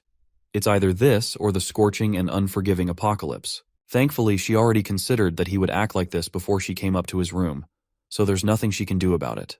Meanwhile, in the living room, Su Chen watches her shower. He's not doing this to peek, of course. He just wants to prevent her from doing anything improper. That's what he tells himself anyway. After her shower, she comes out in a nurse cosplay outfit that he specifically chose for her. The clothes are a bit too small, and obviously not enough to cover the essentials. He tells her that she looks absolutely perfect in the outfit, which makes Duanya blush and look unsure. Suddenly, there's a heavy pounding on his door. Someone is shouting for him to come out and save them. Meanwhile, another voice yells that if he doesn't come out, then he'll break the door down. Outside the door, someone lurks menacingly with razor-sharp teeth and claws. Whoever is out there doesn't look quite human anymore. Su Chen is more annoyed that he has to deal with these jokers again than terrified for his life. But Duanya warns him not to go outside. These people have already eaten Li Na, and if they open the door, then they might also get eaten. The fact that they ate someone catches Su Chen's attention, and from his expression it means that this is very bad news. He leaves the suite and steps out to meet the people waiting for him at his door. He tells them not to be so quick to break down the door since it'll be troublesome if it's damaged.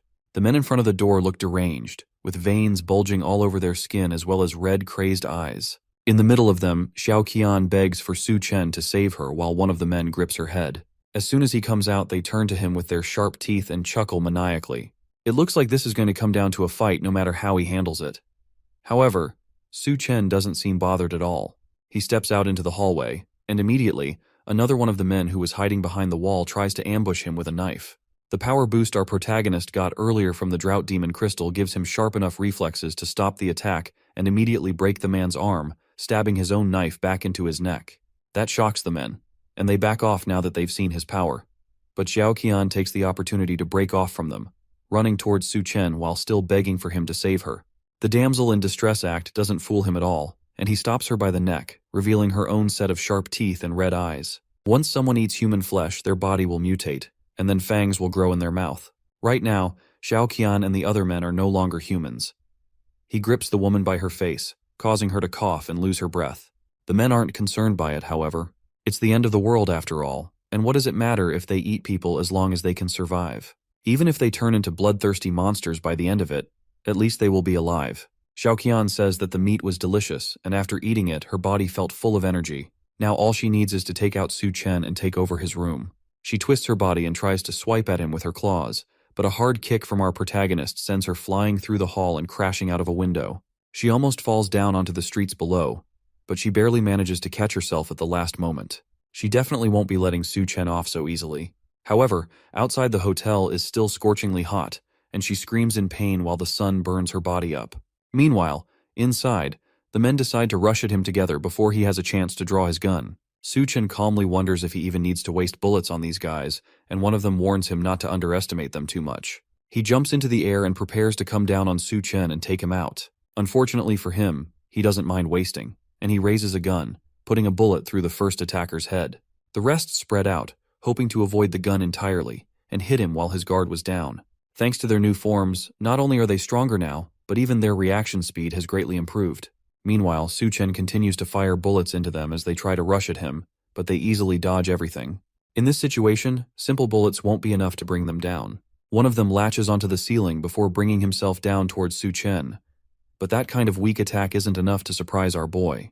He grabs the man by the head and slams him into the ground, killing him instantly. Then he catches the hand of another man and takes the knife from his hand before using it to slice the necks of 2 other attackers, taking them all down. The only person left is the enhanced Gao Qiang, who rushes at him with his fist drawn back for a final attack. However, just like all the others, Su Chen calmly grabs him before he can attack and pins him to the wall by his neck. As he holds Gao Qiang against the wall, a figure leaps through the window and lands at the end of the hallway. It's Xiao Qian, and it seems like the sun has mutated her, giving her sharp spikes on her back and a long tail while also making her look even more deranged. It seems like she mutated quickly into the monstrous state because of her strong attachment towards him. He snaps Gao Qiang's neck, killing him instantly, then turns to face Xiao Qian for a final battle. Since she doesn't want to disappear, he's just going to have to keep killing her until she finally leaves. Xiao Qian roars in anger as the two stare each other down. Meanwhile, Nurse Duanya watches from inside the safety of the room. She's amazed by the fact that Su Chen managed to single-handedly take down Gao Qiang's entire gang. The new monster girl that just appeared, though, gives off a very different and dangerous vibe. She tries to think of a way to help him so she can stay by his side. She doesn't want to be a burden to him, even if his way of taking care of her is a tad bit questionable. As she's wondering what she's going to do, she notices something in the room that might be able to let her stand next to him. The nurse heads back into the room and comes out with a whip, ready to fight against the monster. She tells Su Chen to let her help, but he's not very impressed. Not being scared and refusing to hide is a good trait, but with the way she's dressed, she's only going to end up distracting him. The monster roars again to remind the couple that they have bigger fish to fry before she charges at them with tremendous speed. Su Chen barely manages to dodge a swipe at his head, leaving his shirt to take most of the damage. Then he activates one of his abilities, Superpower, Berserker Mode, which boosts his strength and durability to huge levels. The monster rushes behind Su Chen and tries to bite into his neck, but even with her razor-sharp teeth, it doesn't leave a dent. Now that she's taken her swing, it's his turn, and he starts by grabbing both of her arms, then backflipping behind her, landing on her back while holding her arms above her head. He then asks her if she's ready, but she doesn't have a moment to respond before Su-chen rips both of her arms off, slamming her hard into the ground in the process. She screams out in pain as Su-chen lands behind her, ready to take her out once and for all. He had planned to let her suffer a bit more in the apocalypse while slowly torturing her to death, but now he has to kill her earlier. Or that's what he thinks, at least. She wraps her tail around the dead body of one of the attacking men and lifts him up in the air. Then she splits her mouth open, down to her torso, and swallows him whole, giving her even more power. As soon as she takes him in completely, her hands regenerate, and her strength returns tenfold. It seems that she can regenerate severed limbs. That's great for Su-chen, since if she can regenerate, that means that she's not so easy to kill after all. It also means that he can tear her apart many times over and have as much fun torturing her as he wants. He rushes towards her and goes behind her again, grabbing her left arm. Then he rips it off, pushing her down to the ground again. Before she can get up, he rips off her right arm as well, followed by her tail and both legs. Almost immediately, her limbs regenerate, just like he had planned, leaving her in perfect condition again. That was only the first round, though. The second round starts immediately after as Su-chen continues to rip her to pieces over and over again, allowing her body to regenerate, before ripping her apart again. He doesn't just go for the limbs either. He moves on to the tongue, then her internal organs and everything else. Apart from the head, it seems like everything else can regenerate, meaning that he can keep toying with her as much as he wants. By the 21st round, her body stops regenerating, and she lays defeated and broken on the ground. He was planning to gouge out her eyes, but he decided not to go that far. After all, he's now a devil. She shakily asks him why he's going too far to torture her, and what his reason is for making her suffer before her death. He tells her that it's simply for revenge before bringing his foot down hard on her head, killing her instantly. Now that the threat has been taken care of, Duanya nervously asks him if he's all right, but instead of answering her, he asks her if she's ready. He has been so heroic that she should be ready to reward him. Elsewhere, at the rescue point, it seems like the outside temperatures are normalizing. It's not much hope, but maybe the apocalypse is ending already. At least, that's what the soldiers stationed at the engineering university station think. Xiao Feng, the soldier that once had a fight with Su-chen at the hotel, is one of the people stationed at the university, and he notices something in the distance. He nervously calls out to the captain of the squad, a white-haired woman, and he tells her that there are a lot of people approaching the rescue point suddenly. She turns to see what he's talking about, but instead of people, she sees a massive horde of zombies marching towards them. They start running towards the two, and the captain wastes no time in giving out orders. She tells Xiaofeng to evacuate the civilians from the rescue point while she tries to hold them off. Xiaofeng tries to argue, but she forces him to go inside. Since he has no choice when given an order, he reluctantly rushes in while telling her not to die. Meanwhile, Su-chen plans to show Duanya the power of a berserker for probably the third time. At this point, she has rewarded him more times than she can count, and she covers herself, wondering how he wants to go at it again. Su-chen tells her that now that the extreme heat wave is over, he has to go out for a bit. Before he does that, though, he has to show her some unforgettable memories. She asks why she can't just come with him, but people around him must follow a couple of strict conditions. They must be valuable, and they must absolutely obey his orders. After their session, it seems that Duanya has completely submitted to him. Next, he has to hurry into town before the seawater surges in. In his previous life, many of the zombies were driven by the obsession to reach the rescue point, and eventually, they formed a tidal wave horde and attacked their former escape route. Many civilians and soldiers died in the tidal wave attack, and the incident also led to a large amount of military weapons being scattered. Thanks to that, a lot of idiots on the streets now have access to guns, and ordinary people went around shooting each other to survive and for fun. This is how various factions formed over time, and multiple people rose to power among the chaos. Some, however, were just too stupid to use their newfound power in productive ways. Like the group of people that thought they'd be able to stop his car by standing in front of it with a gun. They yell for him to stop the vehicle, but he simply barrels through them at full speed, running them over as he continues to his destination. As he drives through the city, he notices that, just like in his previous life, the walls crack from the scorching sun, and the combined onslaught of the zombie wave eventually led to the collapse of the subway station. Thanks to that, a large number of people died underground, and the number probably reached the thousands. He stopped the car for a moment to look into a hole in the ground, and a large number of zombie eyes stared back at him. The zombies underground are attracted by the roar of the car, and even though there could be a large number of crystals down there for him, not all zombies have crystals in their heads, and it would be way too time-consuming to crack each skull open one by one. Instead of doing that, he decides to head over to the engineering college and check out the situation for himself. It's the first time he has been back at the engineering university since he graduated. Now it's filled with more delinquents and zombies than he remembers. As he walks through the front door, he's greeted by a group of people who seem to be holding zombies as pets by chaining them to the walls. They tell him that he's entering their territory, and so he better hand over his backpack if he wants to get by without being attacked. Suchen pretends to be defenseless for a moment and pulls out a braised chicken leg from his backpack that he plans to give them in exchange for being allowed to pass. The group of people who likely haven't seen good food in several days immediately go feral at the thought of eating chicken legs. Suchen smiles and tosses the food for them on the ground, and they all jump over each other to grab it. But as they fight for it, our protagonist pulls the meat back using a piece of string and tells them that they aren't worthy of eating the chicken legs. This makes them angry, and they pull out their weapons to get back at him for messing with them. That forces Suchen to stop messing around, and he pulls out a gun to end them quickly. He doesn't remember so many idiots from his previous life. It could be that his warnings caused a lot more people to survive than before, and that ended up leading to the current situation. He heads up the stairs and reaches the Department of Reptiles and Snakes, and the large lock on the... He looks through the room for a little bit, until he eventually finds what he's been looking for.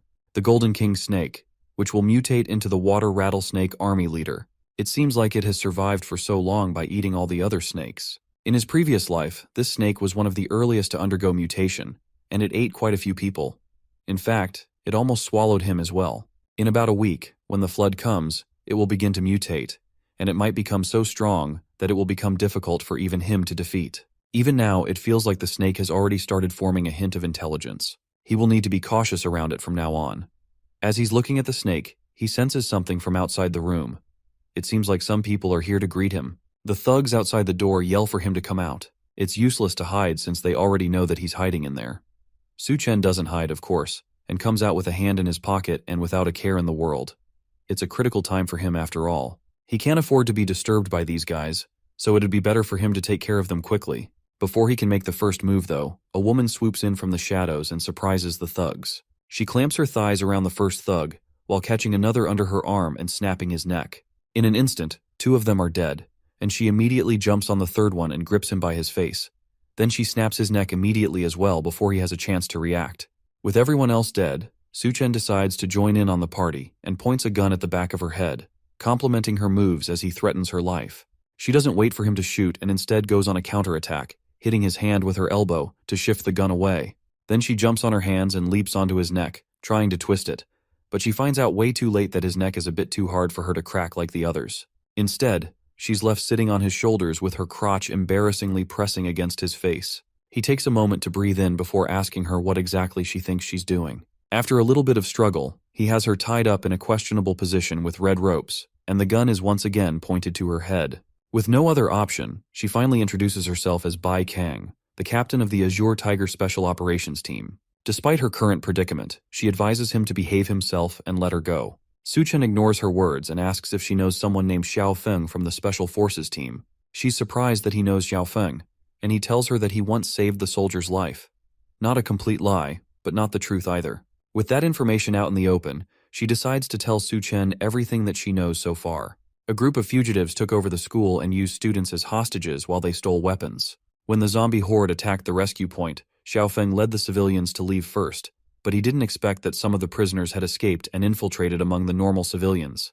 Considering the circumstances, Suchen doesn't think it's her fault that the prisoners escaped. Bai Kang agrees, and says that as long as they have the proper weapons, then the people have nothing to fear. As she talks, Suchen spawns a grill and uses it to prepare some meat that he eats right in front of her. That makes her uncomfortable enough to ask how long Suchen plans to keep her tied up like this. He agrees to let her go, as long as she promises not to clamp his head down with her legs like she did before. She agrees to that, but only if he lets her have some steak too. After he unties her ropes and she gets her hands on her guns again, she tells him that she has her own things to deal with, meaning that she can't help him too much. For now, all she can do is provide some power support. That won't be necessary, and he tells her to hurry up and leave before she ends up bothering him. She reminds him that she actually plans to sneak attack their stronghold and retrieve the looted goods so the people trapped in the college can survive. Because of that, this might be the only time they meet. She turns to leave, but the promise of more supplies causes him to call her back. He lies that Xiaofeng is his brother, and because of that, he plans to help her out, but his true motivation is clearly the supplies that she's after. The supplies are located in a room in the administrative block, and inside there, a group of thugs with guns hold multiple students hostage while guarding the looted supplies. The boss of the gang asks his subordinate how things are going, and the low-level thug replies that most of the guys are waiting outside. Su Chen tells them that if they move, then they will die. Meanwhile, Bei Chang looks through a sniper scope from the roof of the building opposite the administrative block. She's the one that has been taking out the thugs as well as providing sniper support to Su Chen the entire time. Even with that, however, there are still many thugs in the room, which makes this a very dangerous situation. Su Chen's plan to lure the enemy in alone is way too risky, in her opinion, but the man insisted that he get it done solo. He was the one that gave her the sniper rifle and told her to take an outpost on the roof of the opposite building. The plan is to shoot wherever he points and use that to scare the thugs. It's a really absurd plan, and she has no idea why she agreed to it in the first place. But there's no turning back now. Suddenly the curtains close and she calls Su Chen in a panic, asking how it's going on his end. Instead of his voice in response, she hears the other thugs laughing now that they have figured out that he set up a sniper outside. It seems like she has been spotted just like she knew she would be, and things have turned dire for our protagonist. With no other choice left, she rushes off the building and makes a mad dash toward the administrative block to save her temporary companion. Hopefully Su Chen can find a way to stall for time while she rushes to rescue him. As she runs through the campus, she hears someone on the other end order for Su Chen to be killed. There isn't much time, and Su Chen must already be dead. When she finally reaches the room, ready to avenge her fallen companion, she's shocked to see that everyone in the room has already been taken out, and Su Chen stands in the center, holding the boss thug by his neck. It seems like she's already too late, and on top of that, there are no more supplies left here. The boss begs for his life as Su Chen holds him up by his neck while also sneakily moving the supplies into his magical space. He claims that Su Chen would not dare to kill him since the people behind him would never let him get away with it. Our protag is not fazed by the empty threat and snaps the man's neck, promising that the people behind him will join him in death soon enough. Bai Chang is surprised that Su Chen managed to defeat everyone in the room so easily without her help. He tries to play it off by saying that he has been doing exercises regularly, and that's the reason why he has the strength to pull off these amazing feats. Besides, there are no more supplies in the room, and they were probably already starving and weak by the time he got there. Bai Kang is not convinced and wonders if anyone else could have raided them and taken all the supplies. And now that the supplies are gone, then what will happen to the students? Su Chen will share some of the supplies he raided with them if he needs to, but it all depends on how they behave, while she the whole thing. Meanwhile, one of the thugs walks through the campus looking for someone who has run off to cause trouble. He finds her in the room that Su Chen and Bai Chang had just left, and it's the girl that listened to the entire conversation. They hurry up and get her down, and she falls to her feet as soon as they set her free. He asks her if she found what she's been looking for by pretending to be a prisoner for several days. She then tells him that since she had a close call with death, she needs the comfort of the man whose name is Steel Fang. He agrees to comfort her and pulls out a thorned whip that he uses on her back. She screams out in pleasure as soon as the whip hits her back, and the thug asks her how she's feeling. It seems like the painful comfort managed to make her feel much better, and she tells them exactly what she saw while she was hanging up as a prisoner. Steel Fang asks her who took all the supplies, and she tells him that it was a devil, and his name is Su Chen. Meanwhile, Su Chen and Bei Tang make their way back to Xiaofeng. The soldier is bandaged and looks hurt, but he tells them that he's fine. He's more interested in the other man that walked in with her. Su Chen asks to see his wound, and although it started out as just a scratch, it's been getting much worse recently for some reason. Su Chen tells him that the wound was caused by the cannibals, which are creatures that eat people. Their nails are full of bacteria and viruses, and without medicine to treat the wound, it could become life-threatening. Now, medicines are rare resources, and they are impossible to find. But at the same time, it would be unacceptable to die like this. After hearing this, Su Chen decides to share some of his medicine with him. They are both surprised by the amount of medicine Su Chen provided them, but he tells them that he did it because Xiaofeng is his brother. In his previous life, there was a man in the military whose combat power was comparable to a humanoid nuclear bomb known as the God of War. If that person turns out to be Xiaofeng, then investing in his friendship and survival will definitely benefit him. Xiaofeng tells our protagonist that he owes a favor, but he also knows that Su Chen didn't come to their hideout just to deliver medicine. He asks Su Chen to tell them what he actually wants, and he tells them that a great flood is coming soon and they will need to evacuate quickly. The extreme heat is already causing the glaciers to melt rapidly, and because of that, seawater is flooding the mainland rapidly. If they don't leave as soon as they can, they, as well as the entire land, will be submerged in floodwater. The people listen to him in shock, but one of the other survivors doesn't believe him. She accuses him of only trying to drive them away so he can monopolize the school's resources. He remembers exactly who this loud girl is. Her name is Fang Qing, and she's his classmate, a famous female boxer at his university, and a second-generation rich girl who likes to create gender divides. She walks up to him and asks if he has any food in his bag, Before he can answer, she reaches for the bag and tries to take it from him. But Su Chen stops that with a quick dose of gender equality and a slap to the face that's heavy enough to immediately leave her cheek swollen and take out a tooth. While she nurses the wound, the rest of the people in the hideout start to cheer the attack. She has been a nuisance around them for a while, and she has also been hogging a whole dorm by herself just because she has some money at home. Because of that, everyone has been fed up with her for a while, and they immediately cheer for her to be kicked out of the dorms immediately. It looks like she's already quite infamous there, and the cheers for her to be thrown out cause her to lose her mind in rage. She threatens to go and find her father and get them all killed. Then she storms out of the area. Bei Kang comes in to check if our protagonist is all right, but he warns her that the girl is heading off to find her father and someone should probably stop her. Though that running to daddy doesn't help much in the apocalypse. She walks out into the school grounds, ranting about how men in the country are all beneath her, especially Su Chen. None of them can hold a candle to any of the gentlemen abroad.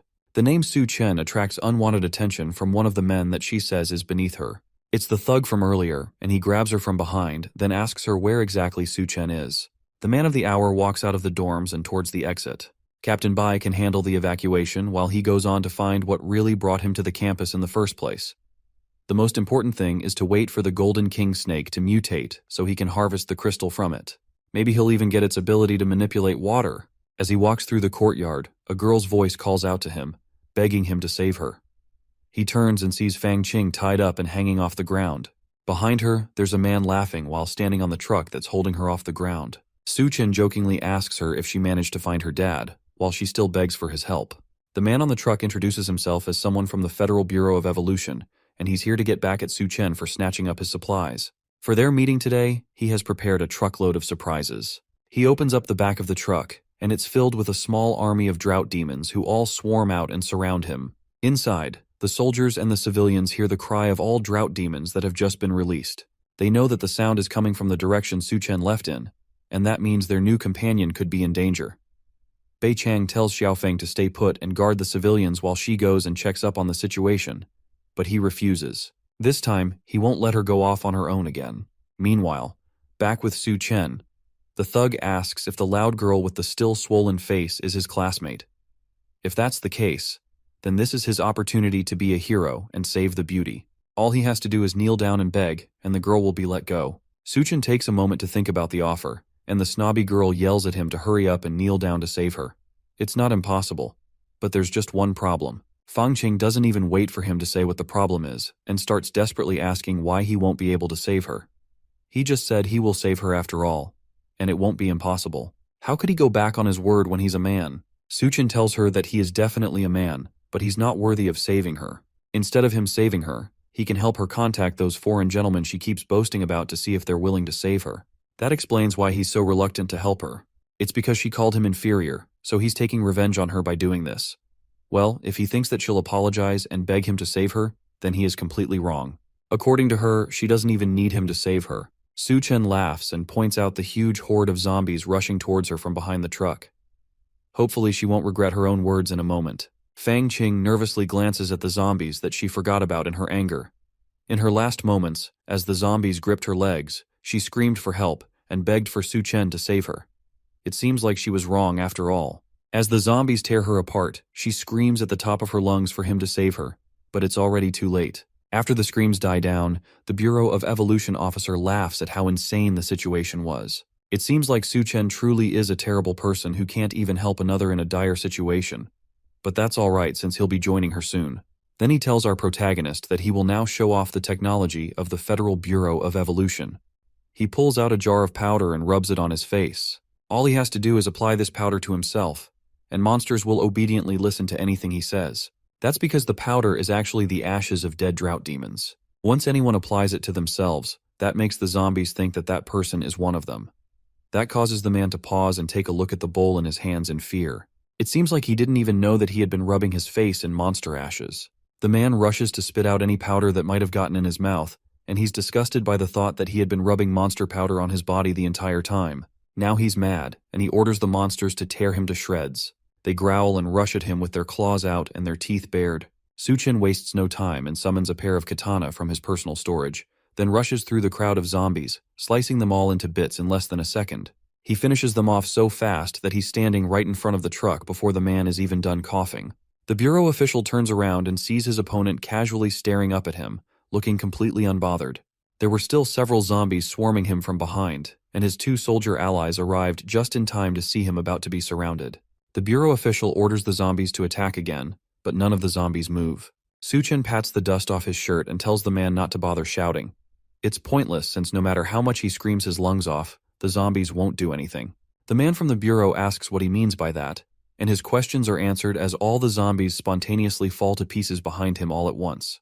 The man has no idea how that was even possible. Suchen doesn't answer him and instead uses his power to teleport behind the man and grabs him by the neck.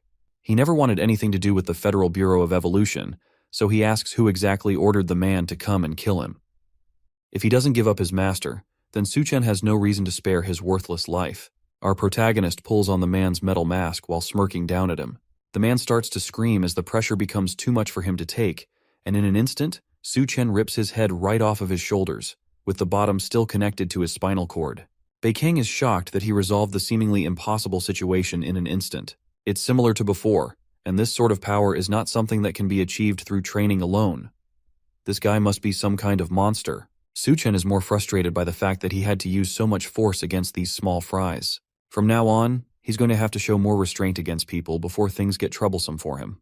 If only he had a capable assistant that he could work with, then everything would be easier. Meanwhile, back at the hotel, Duanya is startled awake by a sudden dream. Once again, she had a dream about Suchen, and she can't seem to get him out of her mind. Why hasn't he returned to her yet? A loud voice comes from outside the room, and she jumps in fear for a moment. Then she remembers Suchen's words about who he needs close to him. Whoever he keeps by his side must be useful to him, and if they are useless, then he will not take care of them. The remainder of Suchen's words motivates Duanya to pick up a gun from the cupboard and face her fears head-on. She's determined to become his right-hand man no matter what, and to do that, she needs to be able to take care of herself. The former cook pushes her way into one of the study rooms in the suite, armed with 2 pistols and a mean poker face. Even with all that, though, there's no one in the room, despite the fact that she's sure that the voices came from there. Another growl sounds behind her, and she turns around just in time to see that one of the drought demons had snuck up behind her. The zombie walks menacingly towards her and pushes her back against a table in the room. She has no idea where it came from or how it even got behind her, but there was nowhere for her to go now that she's been backed up to the table.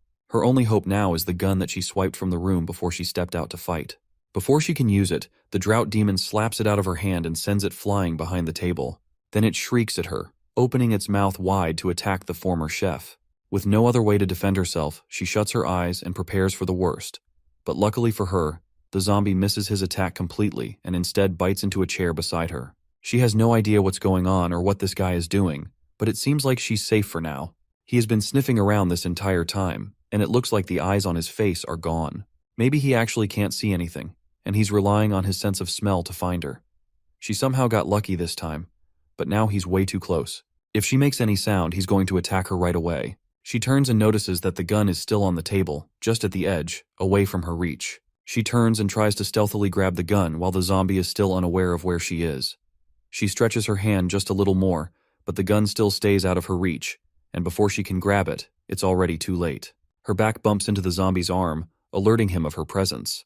It screams at her as it's about to attack, and just then, memories of Suchen's words flood her mind. He told her that his resources are limited, so he can't keep her around just because she's pretty. She has to find a crystal core in a monster's head that will give her abilities similar to the ones he has. If she can't do that, then he won't allow useless people to stay around him. That thought triggers a reaction out of her, and she goes on the offensive before the zombie can take her out. With the heel of her shoe, she stabs her leg straight into the zombie's eye so hard that the other side pops out at the back of his head. The zombie stops moving, and she tries to pull her leg back, but it suddenly grabs her ankle, forcing her to stab its face a few more times before it finally falls to the ground. Then she grabs an axe from elsewhere in the room. It's a shame that Suchen wasn't here to see her proving that she's not useless, but now she can check to see if it has a crystal core in its head. Back at the engineering university, Bai Chang and Lu Xiaofeng took Suchen's advice and started organizing the students to evacuate. Bai Chang even contacted her brother Bai Ming and asked him to bring his troops to join them and ensure the students' safety. With that taken care of, Suchen returns to the snake in the school's reptile laboratory and continues to pay special attention to it. After a time has passed, the creature starts its mutation and begins to grow in size. Suchen watches it with interest, wondering just how far it can mutate, and the creature stares right back at him in contempt. To help with its growth, Suchen even prepared a large bucket of water for it so it could grow faster. As soon as he drops the water bucket on the ground, the snake slithers in. It seems like it already knows that it needs to get into the water to complete its mutation, which saves him the trouble of trying to force it in. As soon as its body touches the water, it starts to grow into a large and terrifying beast, with a dragon head and a large, scaly body. Suchen watches as it violently beats against the sides of the bucket, until finally the bucket explodes, spreading the water all over the room and revealing the evolved form of the former snake. It had such massive growth from just the initial mutation, and all of this came from a simple bucket of water. If he had decided to wait until the flood came, then this would have been a much greater disaster. Now that the beast has grown up, Suchen summons one of his swords and makes it an offer. If it chooses to submit to him, then he might consider keeping it as a pet. The monster is having none of that and tries to escape through the window before Suchen can catch it. It looks like it really did develop some intelligence and knows that it won't be able to properly fight against Suchen, especially in that closed-off room. It breaks through the window, out into the campus courtyard, and Suchen jumps out right behind it. Then it tries to slither away and save itself, but it's not even close to fast enough to escape the sword of our protagonist. Suchen drops from the sky and stabs the sword onto the creature's scaly skin, but to his surprise, the sword snaps in half. It looks like the scales are much harder than he thought. The snake turns and roars at Suchen, and he realizes that if blades don't work on it, then he's just going to have to use his fist to smash it to death. He delivers the first punch to the beast's head, sending it crashing to the ground, but it retaliates by wrapping its body around him, trying to choke him out by entangling him. But Suchen realizes that the attack is actually just a feint, and the creature's true goal is completely different. It opens its wide-fanged mouth and prepares to bite down on our protagonist. Meanwhile, back with the survivors, Bai Chang can't help but look towards the campus. Her brother notices her constantly staring back and teases her about not wanting to part with the handsome man named Suchen. She tells him that if he doesn't speak, no one will treat him like a mute, and it's obvious that she wants him to stop talking. That catches Bai Ming's attention, and he realizes that his sister must really like this guy. But that doesn't change the fact that if he stays on campus, then he's doomed. Bai Kang is sure that he won't die. From the moment that she first saw Suchen, she felt that he was very strong. He had a deep gaze and a mysterious aura about him, which made him look like a monster. Because of this, she's sure that he will survive, and they will definitely meet again. Meanwhile, Suchen easily breaks out from the snake's strap and grips it by the throat. There's no way such an easy thing would be able to trap him when he has grown so strong. He uses his foot to push down on the snake's body and frees himself while the snake struggles to free itself from his grip. He has heard that snakes have highly developed nerves, so even if he chops its head off, it should still be able to bite. So instead of ripping its head off, he rips the entire snake in half along the middle, making sure that it will never be able to bite again. And in the remains, he picks up the crystal, and he's eager to see what kind of ability it will give him. Eventually, the heavy rains start, and just like Suchen warned, the city begins to flood. If the extreme heat manages to destroy people's will, then the flood sweeping through the entire world will completely destroy human civilization. Even inland cities like Chengdu could not escape the massive, devastating flood, and everything ended up being swept underwater. The engineering university's low terrain left only tall buildings like the administrative building above water. Meanwhile, Suchen is also not safe from the rising floodwaters, and gets immersed in the water. Thankfully, after absorbing the Golden King Snake's core, it grants him the ability to move and breathe freely underwater. Because of that, his body has undergone even more changes and has become stronger. After coming in contact with the water, his body developed tiny scales, and his strength improved massive amounts. On top of that, his eyes have become more sensitive to light, and a protective membrane has formed in front of them. Even though he's not using his nose or mouth to breathe, he isn't suffocating underwater, and it feels like he's breathing through his skin. All of these are abilities that he borrowed from the Golden King Snake. Although it's not a water manipulation ability, being able to breathe underwater is still very beneficial for him. The floodwaters surged from the Green City Hotel area, so swimming upstream against the current is impossible. The current is fierce, and the debris in the water is like hidden debris. All of this is hindering him from making it back home to the hotel suite. On top of that, it seems like the volcanic eruption has reached its peak, but because Chengdu is far from the volcano, the sky looks relatively clear. When the massive amount of volcanic ash fills the air and blocks out the sun, the doomsday winter won't be far off. In the face of all these apocalyptic events, human civilization might as well no longer exist. To avoid becoming prey to the creatures evolving through the crisis, it's better to grow stronger and become more powerful so that you can better protect yourself. In his previous life, after the Great Flood, Chengdu saw several powerful factions grow over time. The low-level northern part of the city was occupied by the Golden King Snake and the female Corpse King. The southern part of the city became the gathering place for the cannibalistic tribe of the Devourer clan. The western part of the city was controlled by the Rat King and his army of rats, while the eastern part was occupied by the Skull Crusher Gao Qiang and Hell's chef, Duan Ya. In his previous life, Su Chen almost died multiple times at their hands. However, in this life, he has already dealt with Gao Qiang and the Golden King Snake ahead of time. In order for him to stay strong, the best method is to get the remaining crystal cores for himself. However, the Devourer clan has a large population and numerous factions. On top of that, the female Corpse King is elusive, which makes it nearly impossible for him to find her now. In his previous life, the University of Technology had experienced a rat plague, which means that the Rat King should be there. All he has to do is find it in advance so he can get its crystal core with minimal effort. A few sounds from underwater break him from his thoughts. It seems like he has relaxed for too long, and multiple underwater creatures have ended up surrounding him. Meanwhile, elsewhere in the flooded city, two men hang on for dear life against the raging floodwaters. They desperately wonder how a flood broke out from the middle of nowhere.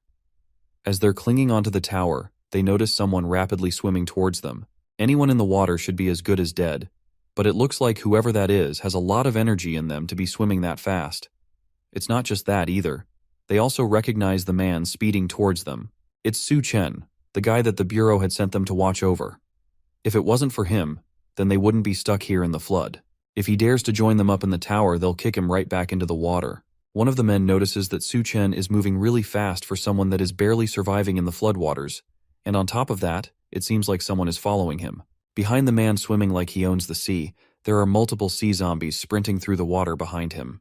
Despite that, Su Chen is swimming faster than them, against the rising current of the water. He continues getting closer to the men, and they shout warnings at him not to come any closer. Our protagonist recognizes them as people from the Federal Bureau of Evolution, and he's surprised that his influence has already spread that far. That's perfect for him since he can get information out of them in this situation. Our man leaps out of the water onto the tower and uses one of the men as a stepping stone to get to the top. The man loses his grip and falls off the tower towards the zombie-infested waters below. Just before he can meet his wet end, his companion just barely manages to catch him by his arm and save him from death. But now, with the extra weight on one person, the two don't have a lot of time left to survive, and at this rate, they will both end up falling into the water. The first man reassures his friend that he will definitely pull him up, but it's pointless, and if he doesn't let go, then they will both definitely die. Su Chen takes the opportunity to ask them to tell him everything they know about the Federal Bureau of Evolution. The men refuse to speak up and warn Su Chen that even if they die, there will be others to avenge them. If that's the fate they've chosen, then they can't blame him for what happens next. One of the zombies manages to latch onto the bigger man's foot and pull him into the water. His companion screams and dives in after, prepared to die with his friend. That turns out to be the wrong move, and they are both left at the mercy of the hundreds of creatures in the water. When all hope seems lost, Su Chen dives into the water and uses a sword to slice through all the zombies that were about to attack them. In a second, they are saved, and all the zombies are dead. The man wonders if Su Chen really is human since he seems to be way too strong. Regardless of the circumstances, though, they owe him one for saving them. They decide to tell him what they know. They tell him that they were sent by the Federal Bureau of Evolution to monitor him. The Bureau is located in the Science and Technology University, and it's led by Chief Liu and a team of researchers. They were just doing what they were told and following orders that came from above them. In Su Chen's last life, the rat disaster happened at the Science and Technology University, and it seems like there is a connection between the rat disaster and the Federal Bureau of Evolution. He asks them if they research rats in the university's labs, but only researchers are allowed into the labs, so they don't know much about what goes on inside. Su Chen realizes that no matter what, he has to go and investigate the situation before the rat disaster starts. Meanwhile, Duan Ya, who is still in the Green City Hotel, had luckily obtained a crystal core from the zombie's head. After swallowing it, she starts to feel the same burning sensation that Su Chen felt when he first evolved. She wonders if she has succeeded and what powers this will unlock for her. But at the same time, she notices that the water has flooded all the way to the top floor. Inside that water, several small tentacles circle around her feet, ready to attack. By the time she notices the swarming tentacles, the monster has already wrapped itself around her body, lifting her off the floor and wrapping itself around her. It's slimy and gross, and with the way it ties around her, there's almost no way she can escape. Suddenly, the tentacle beast raises its mouth to her face and roars at her, revealing a throat filled with hundreds of razor-sharp teeth. It lunges at her, and she barely manages to catch it in her hands and stop it from biting into her. But the creature wraps itself around her hands, further stopping her from moving. More of them burst out from the water, and before she can think, she's completely entangled and surrounded by dozens of them. They all attacked so fast that she didn't even have enough time to get used to her new abilities. Her mind drifts back to Su Chen, and she remembers when he first showed her his space manipulation powers. He told her that as long as she finds and consumes a crystal nucleus, then she can obtain its ability. But because many monsters look ordinary, she won't always be able to tell what power a monster has just by their appearance. The best way for her to figure out her ability when she doesn't know what it is would be to feel it in her body and in the environment. Once she gains new abilities, she will be able to feel every change and then try to master and control it. She focuses on the environment, and eventually she's able to feel the change in her body. She can see the little brains of the monsters that are attacking her, and she uses her new power to yell out a command, forcing them to stop moving. The tentacles listen to her command, and all of them fall limp at once as if they had all just died. That leaves her free, but still covered in sticky goo. Now that they are all immobilized, she picks up her axe and cuts through all of them in an instant, turning them into minced meat. By the time she's done, she's covered in monster guts and slime, so she decides to take a bath. A voice behind her asks if he can join, and she turns around, ready to fight off another intruder. However, it's just Su Chen, and it looked like he had seen her take down all those monster eels by herself. He's impressed by the fact that she managed to even grab a weapon for protection. Duanya rushes towards him and grabs him in a hug, just happy to see him again. He has been gone for so long that she has started to get worried that he will never come back. The reunion is short-lived, though, when she realizes that he's naked again for some reason. She pushes herself away from him and asks why they keep meeting while he's undressed, and he tells her that the water was dirty, so he took all his clothes off. The two of them go to take that bath together, and for the first time in several days, Su Chen gets to relax. After being gone for so long, he realizes that only when you go out do you realize that home really is the best place to be. Duanya gets up from the bath and goes behind him to give him a massage while they both relax. With the mood a lot calmer than when he had first arrived, he asks her whether she managed to awaken an ability. He didn't see her use her ability directly, but he could feel that something had changed in her due to the temperature of her mouth. She asks him how he even knows what kind of temperature could be in her mouth, but he ignores her and again asks if she managed to awaken an ability. She tells him that it seems to be some kind of mind control ability, and Su Chen already has an idea of what her ability might be. He asks her if her mind control ability can be used on food, and she tells him that she doesn't know since she hasn't gotten enough time to practice first. She decides to practice by testing out her ability on him, and uses it to make him think that she's wearing a revealing gown. But she immediately notices that Su Chen has immense mental power. If it weren't for Su Chen's consent, then she might have collapsed as soon as she tried to influence him. Regardless of his abilities, he's still impressed by her ability. It's a good one, and as a reward, he'll make her practice more until her legs grow weak. She laughs as the two have fun all through the night. By the next morning, Su Chen teaches her how to hold and use a gun, and they both use it to take out the remaining tentacle monsters. He tells her to focus her mind and control it with her thoughts. Then all she has to do is set her aim and fire. Duanya appreciates the lesson, but she also remembers that they plan to go to the University of Technology, so she's confused as to why he's suddenly teaching her how to shoot. He tells her that he's giving her half a day to familiarize herself with her abilities and her shooting skills. Since she's from the medical university, then for this next adventure, she will follow him and show her usefulness. The couple travel through the floodwaters in a speedboat. For some reason, Su Chen has asked Duanya to wear a bunny outfit while they travel. She asks if it's really all right for her to wear something like that outside, but he tells her that it's fine since in the apocalypse, even if she doesn't wear anything, no one can do anything about it. She asks him if he has ever been to the Science and Technology University before, and he has once. He came to see a friend and now wonders if he survived. Duanya assures him that good people usually have good fortune, and because of that, he shouldn't worry about it. After a little bit more traveling, they arrive at the university. It has completely been transformed to withstand the apocalypse. Suddenly he notices something odd and grabs Duanya to protect her, right as someone rains down bullets on their boat. The man stops firing for a moment to ask what they are doing there and why they came. This is the Science and Technology University where the mutant Rat King rose last time. He can't tell them that he's here to investigate that, so instead, he lies that he came to join the Federal Bureau of Evolution. The man doesn't care, and he's more interested in the bunny girl with him. He offers to open the gate for her if she spends the night with him, and Su Chen goes home. So they pull out their trump card and offer up some braised pork in exchange for him opening the gate for them. The sight of the food changes his attitude immediately, and he orders the others to open the gate as fast as they can since he hasn't seen meat in ages. They park the boat by the side, and the guard orders that they give him the pork as soon as they get off. He orders his partner to take them inside while he takes the food for himself. While they argue, he doesn't notice the devious smirk on both Su Chen and Duan Ya's faces. He selfishly takes the pork for himself, not realizing that he's eating an entire monster's hand that has been charmed by Duan Ya's power. Thanks to the fake pork that they give him, he agrees to let them in and send Su Chen to the lab later. The other guard has a much friendlier attitude and leads them to the main base, where other people lay looking tired and hungry. The lower levels are for the elderly, the children, and some lowlifes, so he offers to take them upstairs to find a clean room. As they're talking, a kid walks up to them, and she seems to not be able to walk properly. She apologizes and tells them that she's just feeling a little bit dizzy.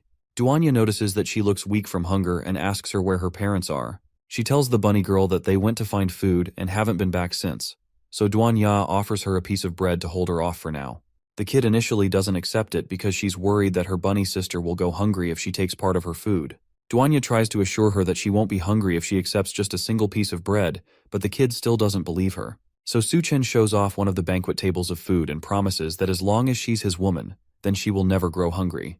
The kid is impressed and offers to be his woman as well, but Duan shoves a slice of bread in her mouth to keep her shut and stop her from saying unnecessary things. The smell of food attracts some thugs towards them, and they kick the lowlifes away to reach the banquet of food. Hoarding food is against the rules in this makeshift society, and all materials must be handed over first in exchange for contribution points. The angry men scare the young girl, and she clings to Duan Ya for comfort. She tells the girl not to be afraid, and tells her that she will try to talk to them. Then she looks to Su Chen for confirmation before getting up to summon another banquet table of food for the men to eat. Her eyes glow with malicious intent as she tells them to eat the meal to their heart's content. Clearly something is wrong with the food, but it looks so delicious that the men cannot resist. They all push each other to be the first to get a taste of the meat, and the food is so good that they almost cry tears of joy.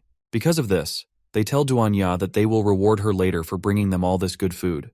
But they won't let Su Chen go off so easily. He is a newcomer who broke the rules, so they have to punish him, and they decide to do so by bringing out two people who look feral. The punishment is a life-or-death duel where he has to kill the two people or be killed by them. Su Chen recognizes them as the two brothers he met on the tower while swimming through the city.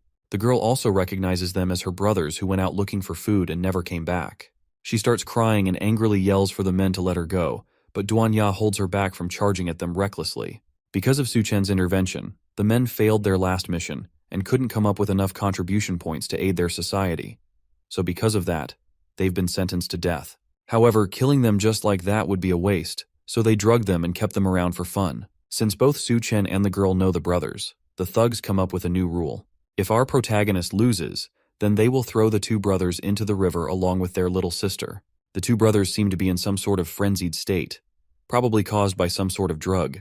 They've been bound by heavy chains and collars around their necks, and it looks like they don't even recognize him.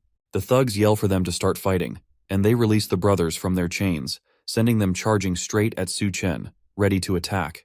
The fight ends as soon as it starts, as Su Chen knocks them both out with a slap to the first man's face and a chop to the other man's neck. They drop to the floor immediately, and the little girl tries to rush to them thinking they're dead, but Duan Ya holds her back and reassures her that they are fine. The thugs, however, are not so pleased that the fight ended so quickly. They wanted more of a spectacle, especially after they had wasted 2 doses of their special medicine. He decides to forget about it and continues to threaten Su Chen, telling our protagonist that since they are in a good mood, if he drops all his supplies, then they'll pretend that this incident never happened. Su Chen asks why exactly he should give up his supplies, and they tell him that he must be new there. Anyone entering the Science and Technology University must follow the boss's rules to keep things in order and weed off any freeloaders. They don't support freeloaders in their camp, and if he wants to stay there, then he needs to earn contribution points by handing over resources or finding supplies. In this camp, contribution points must be similar to what money used to be, and just like in the real world, it only benefits those who make the rules. Su Chen agrees to their terms and tells them that their last bit of food has already been eaten by them, so they don't have anything left to give. Then a large man appears and offers Su Chen some contribution points in exchange for working for him. The larger man's presence immediately causes the thugs who are acting high and mighty to quiver in fear. They call him Captain Guo, and it looks like he's the leader of the camp. He rides in on a giant chair carried by multiple slaves while a scared-looking woman rests between his legs. He offers them free meals and accommodation along with high salary positions, and all they have to do is make sure to be loyal to him and work hard. As he's talking, one of the slaves trips and falls to the ground. Captain Guo wastes no time and stabs a knife-tipped spear through the fallen slave's chest, killing him immediately. He tells Su Chen that they are short on people, and he's just in time to replace the slave that's no longer useful. The bunny girl, especially, can be given unlimited meals and good living accommodations if she decides to work for him. As he talks, he grabs the woman laying against his lap and plays with her body. He reminds them that it's the apocalypse now, and industrial production has ceased. By giving them this offer, he's making a big sacrifice for them.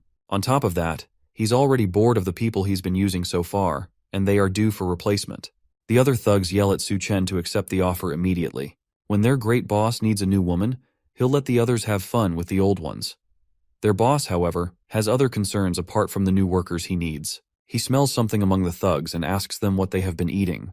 In their rush to get the food that Duanya gave them earlier, they forgot that eating meat without the boss's permission is a death sentence. They immediately drop to their feet and beg their boss for forgiveness. In the future, they will definitely give him any food they find first.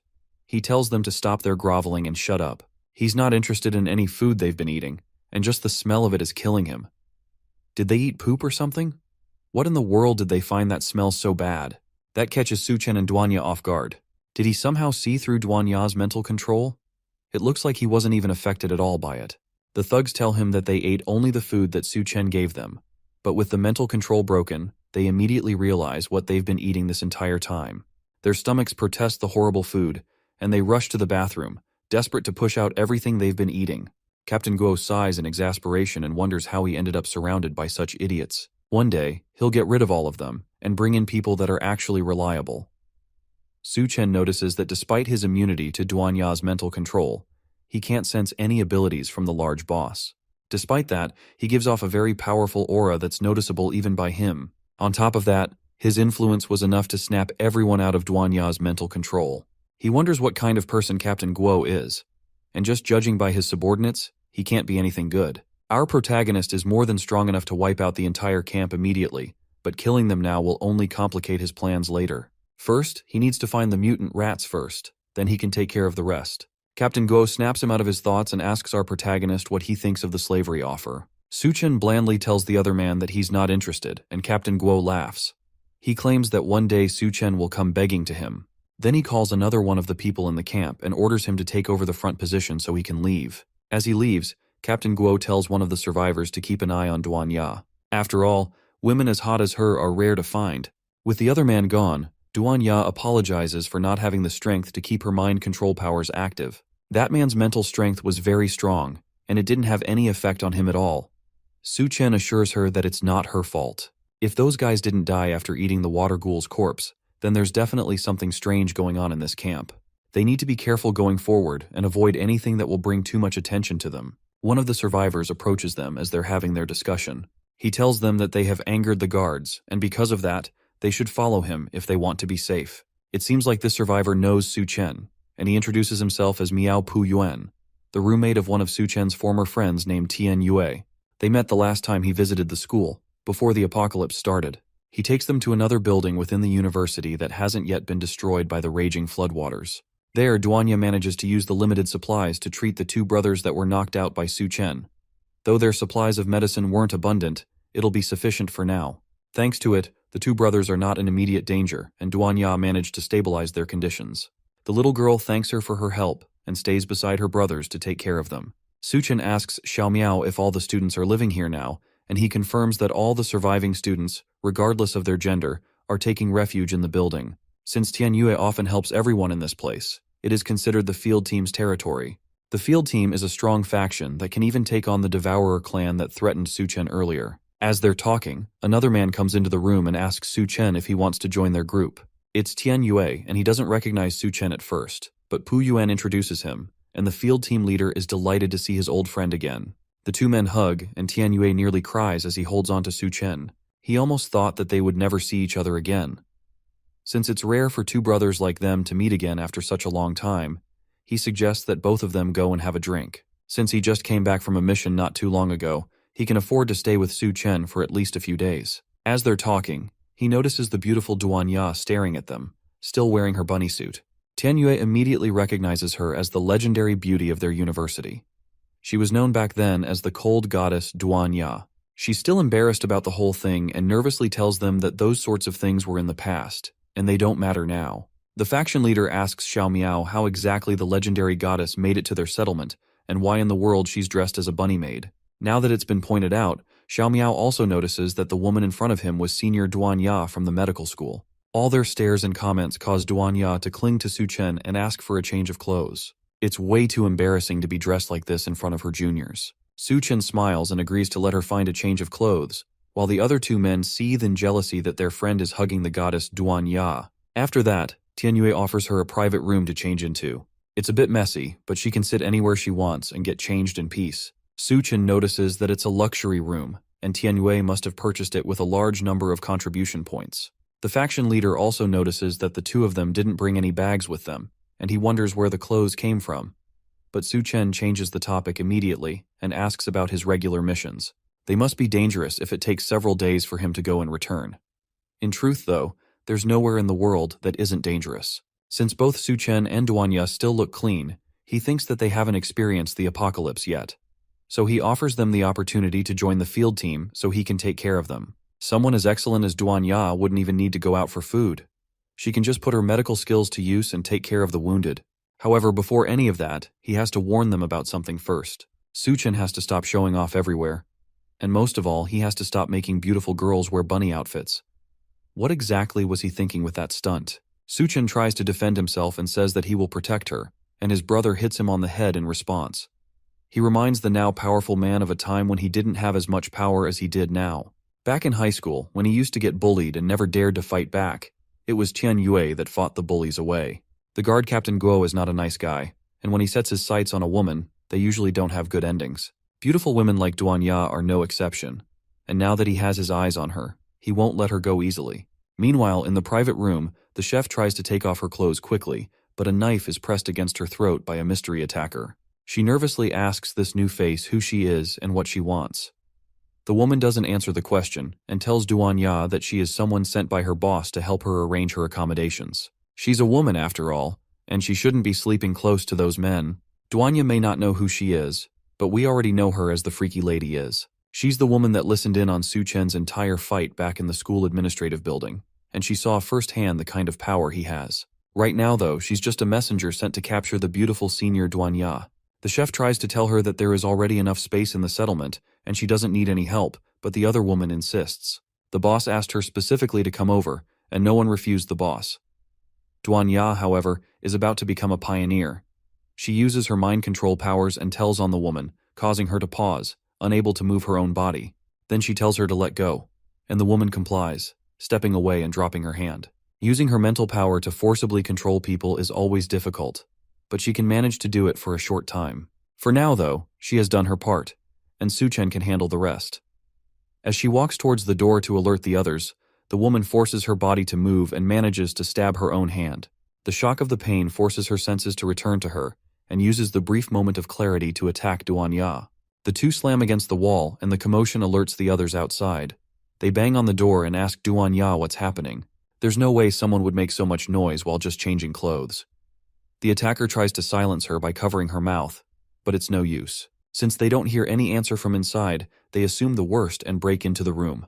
The first person to walk in is shrouded in shadows, and the mysterious attacker doesn't recognize him at first. So she rushes at him with blinding speed, ready to attack and kill. Tianyue tries to get in front of him and protect his friend, but that's not necessary since the attacker recognizes who she's up against immediately. She saw what he did in the University of Science and Technology, and she knows his name well at this point.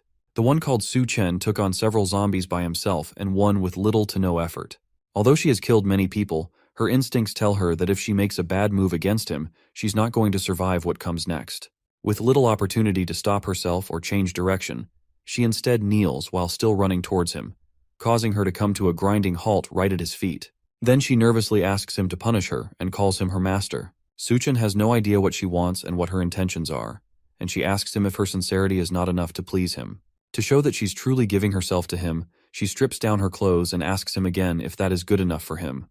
Tianyue asks our protagonist if his taste in women has shifted so heavily, while Xiao Miao nervously looks away. But taking off her clothes was just a distraction to get their attention away from her. With everyone properly flustered, she launches a smoke bomb, covering the entire area in a thick fog before rushing off in an attempt to escape. Before she can get very far, Su Chen grabs her by the neck and raises her off the ground, stopping any escape plans that she might have had. He asks her if she really thought that she would be able to escape so easily, and it's obvious that he's going to get rid of her. The assassin begs for her life and tells him that he can't kill her. She tells him that the girl he saved, as well as her two brothers, have been taken to the settlement's arena. If he kills her, then there will be consequences, especially for those three. Su Chen couldn't care less and tosses her into the floodwaters outside the building. The others, though, are more concerned about what she said. The girl she mentioned is Xiao Mei, and the guards must have taken her as well as her two brothers while they weren't paying attention. Xiao Miao asks what they should do now.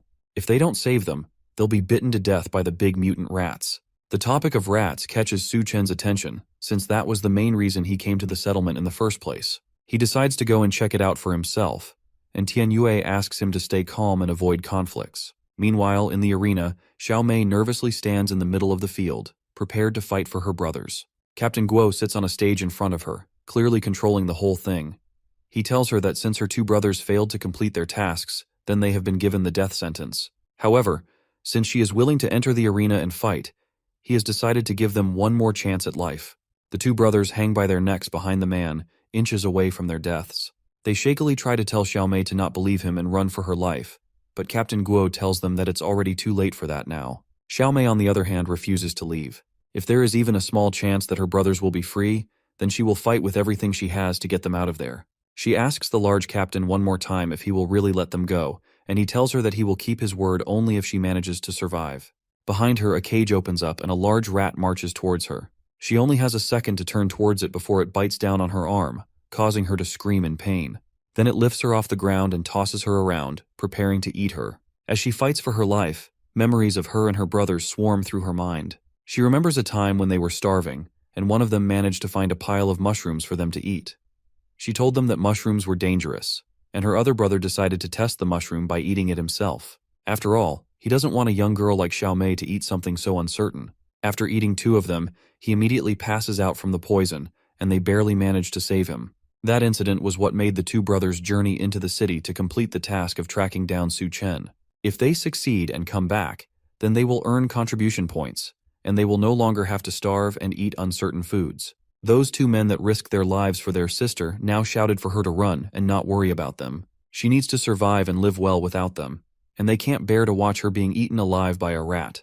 Captain Guo tells his guards to shut them up, and they kick the logs holding the men up, causing them to fall and choke on the ropes. Xiao Mei screams for her brothers and tries to fight back against the rat. She takes the large stick she's been holding and stabs it straight into the rat's eye, causing the creature to scream in pain and finally release her. Then she makes a mad dash to save her brothers and tells them to hang in there. That's a poor choice of words, but her heart is in it.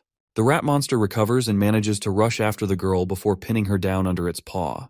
Captain Gu laughs at the whole spectacle of her trying to save her brothers as Xiao Mei cries for her brothers. There's no way for her to escape, and all seems lost already while the rat looms menacingly above her.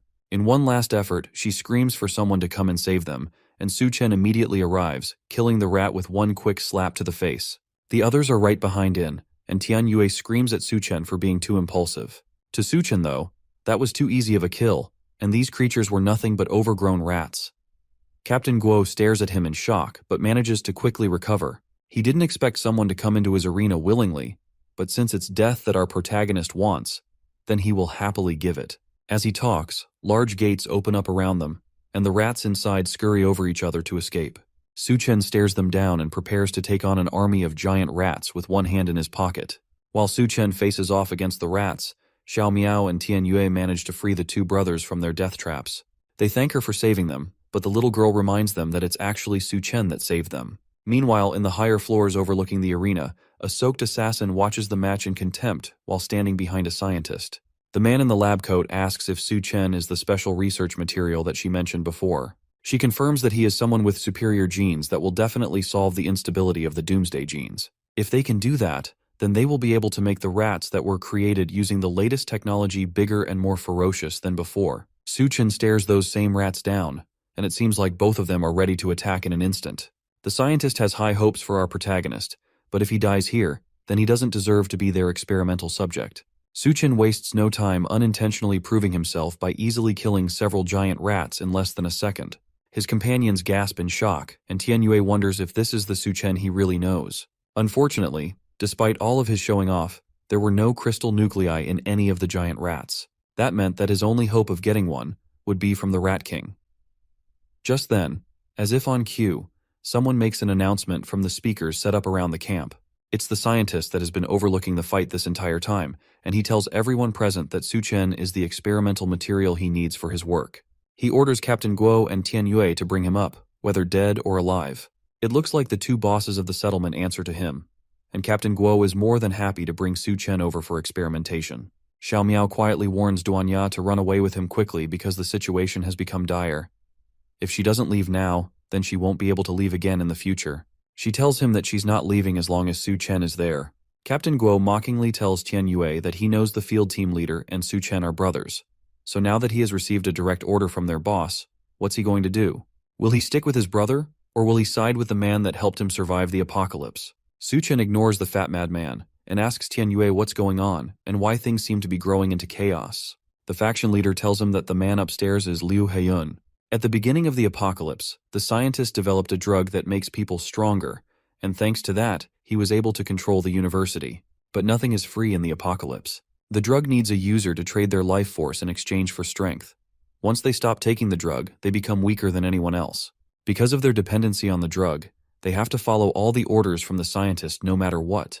His only hope in this situation would be Suchen, who offers an escape from the drug dependency, but only if Tianyue follows him. The faction leader bows his head and tells his brother that unfortunately he doesn't have a choice in this matter. Captain Guo laughs wildly at the apparent betrayal between brothers. Seeing them turn against each other motivates him to take out our protagonist once and for all. He jumps at Suchen, ready to strike the younger man down, but at the last second, Tianyue leaps into action and kicks Captain Guo away before he can attack. The large man clearly didn't expect the attack and gets sent flying by the kick. He growls aggressively at Tianyue, who takes off his shirt, ready for a life-or-death brawl between captains. Despite the odds against him, he decides to stand up for what's right and what he cares about. Tianyue tells the large man that he's betraying the doctor because he only wants to use the drug to control them. There's no need to stand beside someone who's using his life as a bargaining chip. If he has nothing to lose, then it won't matter if he dies at the end of the day, but if anyone dares to touch his brother, then he will fight them to the death. Suchen smiles at his brother as he stands in front of the group. In that moment, the faction leader looks exactly like our protagonist remembers from many years ago. Tianyue rushes over to clash with the powerful captain, and the larger man promises to crush them all together since he's so eager to die. Tianyue manages to land several powerful punches all over Captain Guo's body, but the larger boss reveals his trump card. Their boss knew that he'd betrayed them, so he gave the captain a higher level drug than he gave to Tianyue. Thanks to that, the fat is his strongest defense, meaning that no one can hurt him. The captain raises his weapons over his head and brings them down on the unsuspecting Tianyue. The faction leader just barely manages to catch both clubs before they crush him, but the shock causes him to cough up blood. Then Captain Guo flips a switch on the weapon that causes electricity to surge through them.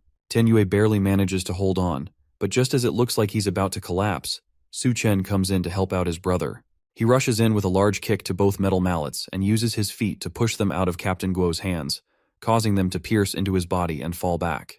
The stabs from the mallets and the surge of electricity cause Captain Guo to immediately pass out dead. The feats Suchen pulls off just get more and more interesting as time goes on. So far, the scientist has spent all his resources and manpower to find ways to evolve humans into perfect beings, and his research has led to significant breakthroughs in his experiments. However, our protagonist's recent display of strength shows that all those experiments were pointless. The perfect human has been out there this entire time. The scientist gives Suchen one more opportunity to join him and become the first truly perfect human. Of course, Suchen knows that there's more to his plan than just humans. When he talks about perfect humans, what he's really referring to is a rat.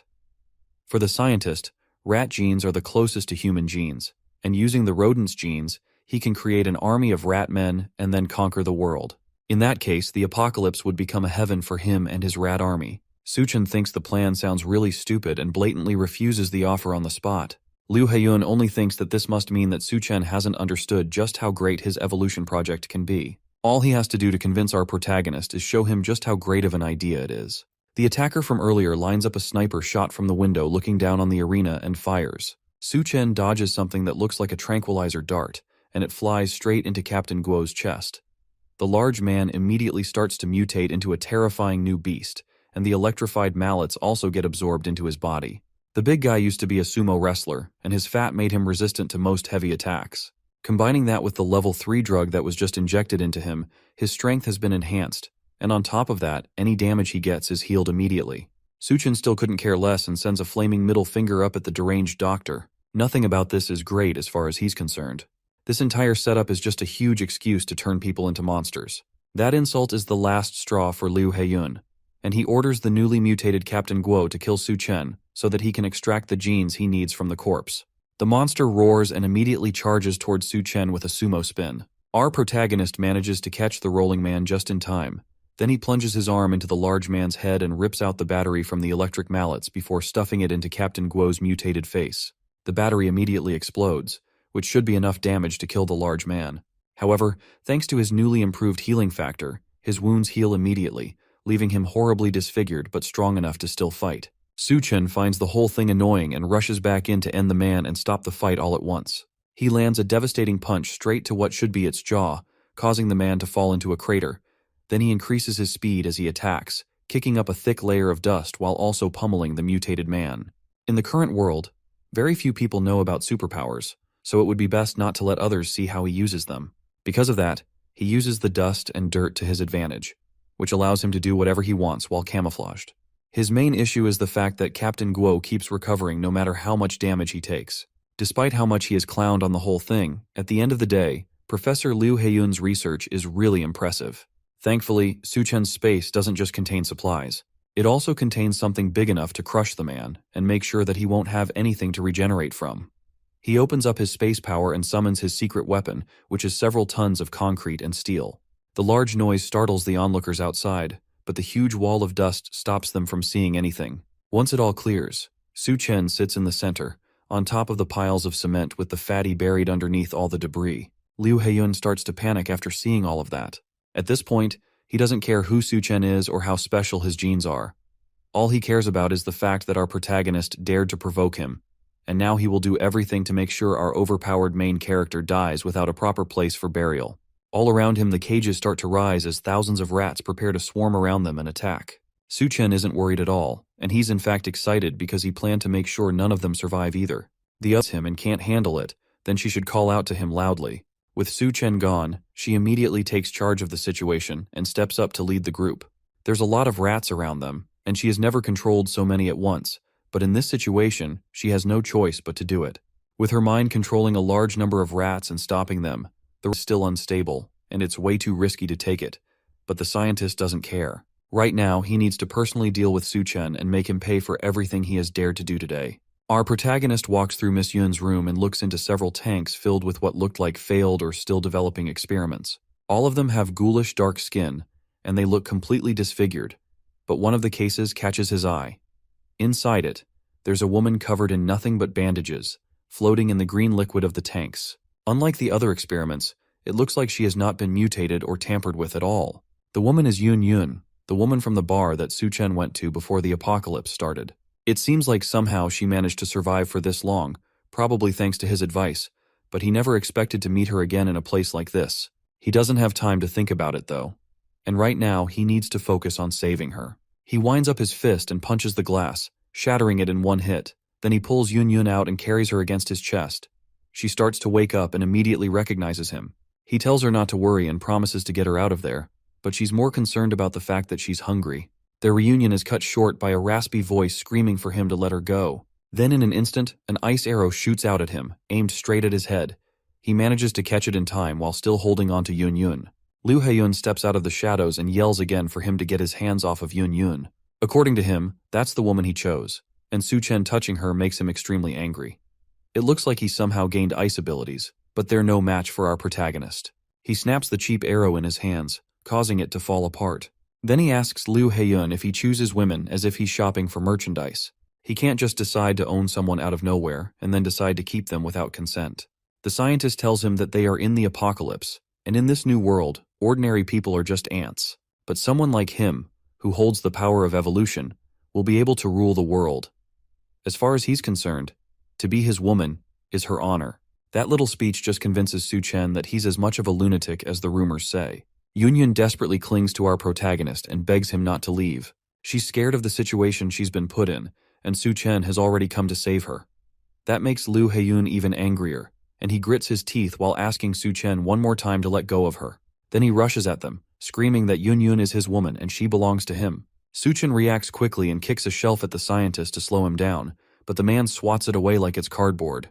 But in that brief second he spent defending himself, Yun Yun jumps up and kisses Su Chen on the lips as a reward for saving her. She tells him that she's still mad at him for leaving her power of a god, but Su Chen is not intimidated at all and calmly holds on to Yun Yun while inviting the scientist to come and attack him. He helps Yun Yun lay on the ground and tells her to rest against the wall. She once again complains that she's hungry, so he gives her some of his chocolate to eat. Yun Yun looks very weak and frail because she has been trapped inside the lab for some time, and Su Chen seems very worried about her. As the two of them share that private moment, his eyes light up as he suddenly notices a hostile presence. An ugly-looking monster appears by his side, angry that the two of them are ignoring it. The monster looks very menacing with its sharp teeth and long claws as it gets ready to rip them to shreds. It tells them that they will be meeting their maker since they are so bold to be distracted, but Su Chen maintains a cool composure and isn't fazed by the filthy monster's threats. The monster almost looks gravely ill, and its body looks skinny and disgusting. In an instant, he weaves his hand and destroys the monster's upper body.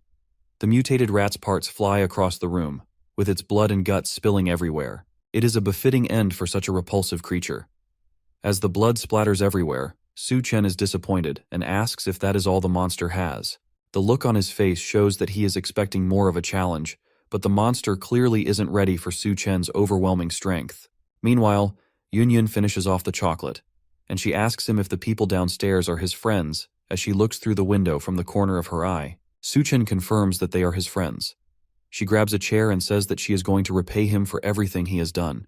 It is only fair, considering the fact that he also saved her life. Yun Yun throws the chair at the window and shatters it, then prepares to jump down to the bottom floor to save Su Chen's friends. She gives Su Chen one last good look and tells him that Liu Huyan isn't so easy to kill and that he needs to be careful. After that, she jumps out of the window, slowly increasing in size, and by the time she lands on the ground below, she is tall enough to tower over everyone around her. The crash scares Su Chen's friends, and it takes a moment for them to figure out what just happened. Duanya and the others turn in surprise to see the huge woman, who cries about the fact that she landed right on her butt. The bunny girl barely believes what she is seeing, while Tianyue just realizes that it's a giant woman who crashed the party. Somehow, despite her increase in size, she doesn't lose any of the bandages on her body. With the destroyed buildings and structures in front of them, they don't believe that they are looking at a giant woman. While they are still trying to comprehend what is going on, a lot of the rat army lays dead behind them. Yun Yun grits her teeth and is still trying to recover from the pain of the fall. She eventually gets up and starts walking through the plains of the battlefield. The other people are still asking how a giant woman suddenly appears out of nowhere. As Yun Yun moves around, Tianyue begs not to be crushed, especially since he can see between her legs from where he's standing, and he even says that he can see the color. She manages to crush one of the rats under her feet, causing it to scream out in pain and wriggle around under her leg. As the rat tries to escape from the giant woman's foot, Yun Yun finally starts to realize just what exactly her new companions have been fighting against. She raises her foot to get a closer look, while the other rats gaze at her from below. The rats all look scared of the ominous aura that Yun Yun gives off. Before she fully realizes that they are rats, they all start spilling out from the buildings and sprinting toward her. All of them are eager to avenge their fallen comrade, and they race through the now empty battlefield, grabbing anyone they can get their hands on as they make their spring. Some people try to run away, but only a few can escape, while the others are caught in the creature's paths before they get turned into rat food. As Yun Yun realizes that she's fighting against giant rats, she starts to panic. She cries and asks for help because she can't stand the monsters. Everyone else starts to run away from her because she begins stomping the ground, which means that she might accidentally kill both rats and humans in her panic. The shockwaves from her stomps make them all run for their lives. She keeps yelling at the creatures to get away from her, while the other humans try to calm her down before she stomps them to death. Most of them give up on calming her down and try to get away. Su Chen watches the chaos as he marvels at Yun Yun's insanely powerful ability. Unknown to him, as he stares out the window, the rats in the room begin morphing and coming back to life. He quickly turns his head and sees the creatures rushing toward him, but he knows that he can take them out. Su Chen doesn't resist as the rats swarm and climb all over his body. He acknowledges that Liu Huyan really isn't that easy to kill. Then he allows himself to get engulfed by the swarm while maintaining a calm demeanor. The rats merge together around him, forming a new body that looks like it belongs to the Rat King. A few seconds later, he is completely swallowed up by them, but not once does he try to save himself. From the depths of the horde, Liu Huyen's hand reaches out like an ominous being that has been brought back from the dead. The large rat emerges with his full body, now turned fully into the Rat King that Su Chen has been trying to find. He laughs and says that his body is practically immortal, mocking Su Chen's futile efforts at trying to defeat him. Now that the main thorn in his side has been taken care of, it's time for him to start taking over the world. The rest of the fighters below are shocked when the rats suddenly stop attacking. They all just stand like mindless figures, as if their minds have all been connected to a hive, and they are awaiting their next orders. Duanya and her companions wonder why the rats have suddenly stopped.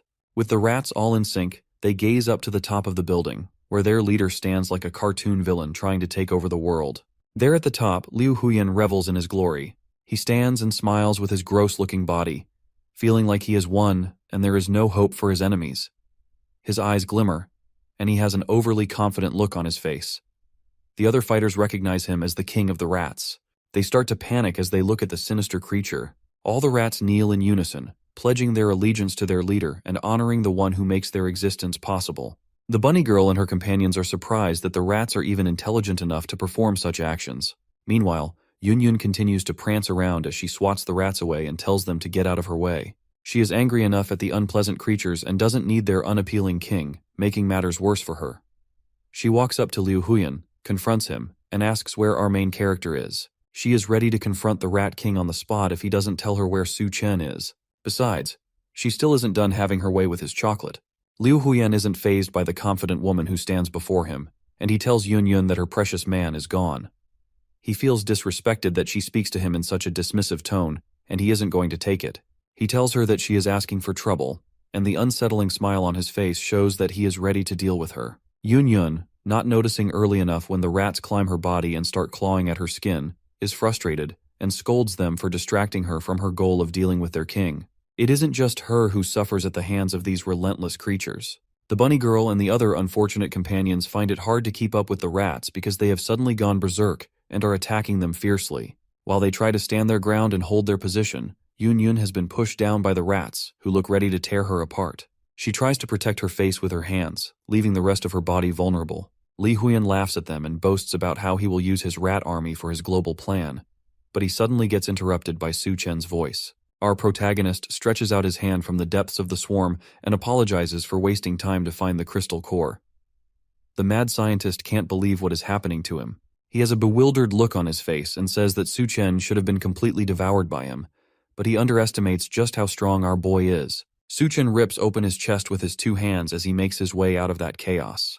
He splits the Rat King in two and steps out with a fierce gaze and a red shine in his eyes.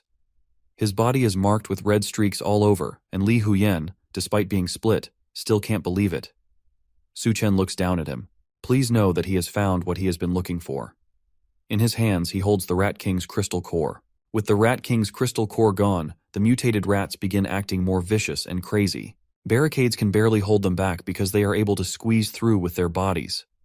More of the creatures start to appear from tight spaces and corners, looking for the next target to consume. They pop out of the holes in the walls and in the ground. As they reveal themselves, they hold on to the dead bones of their pathetic victims. The guys who are caught up in the battle are irritated at the sight of the monsters. One of them complains that the rats are easily squeezing through even the tiniest of spaces. The man screams out with fear in his eyes as he runs for his life. He tells his companion to watch his step close to a ditch. The little girl's bald brother stops in his tracks immediately when he sees a rat emerging from the sewers. He grits his teeth and stands still as the monster sniffs around for the next person to attack. Sadly for the bald man, the rat grabs his leg as he moves and holds onto it firmly. He is confused and has no idea what to do as he screams out, while more of the rats emerge and begin to drag him down to the depths of their sewage. He struggles and yells at the rats to let him go, but there is no hope for him. He tries his best to escape and claws at the ground, but the monsters hold him firmly. The other brother watches and calls out to the man getting dragged down, while the little girl holds onto his shoulders. Tears run through their eyes as they watch him get dragged into who knows where.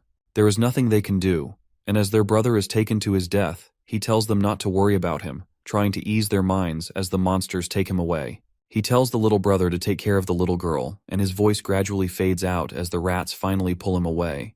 The rats retreat to their depths to continue their meal, as the two keep calling for their lost brother. On the other hand, Tian Yue is completely exhausted. He doesn't look like he can still keep up with holding the rats back.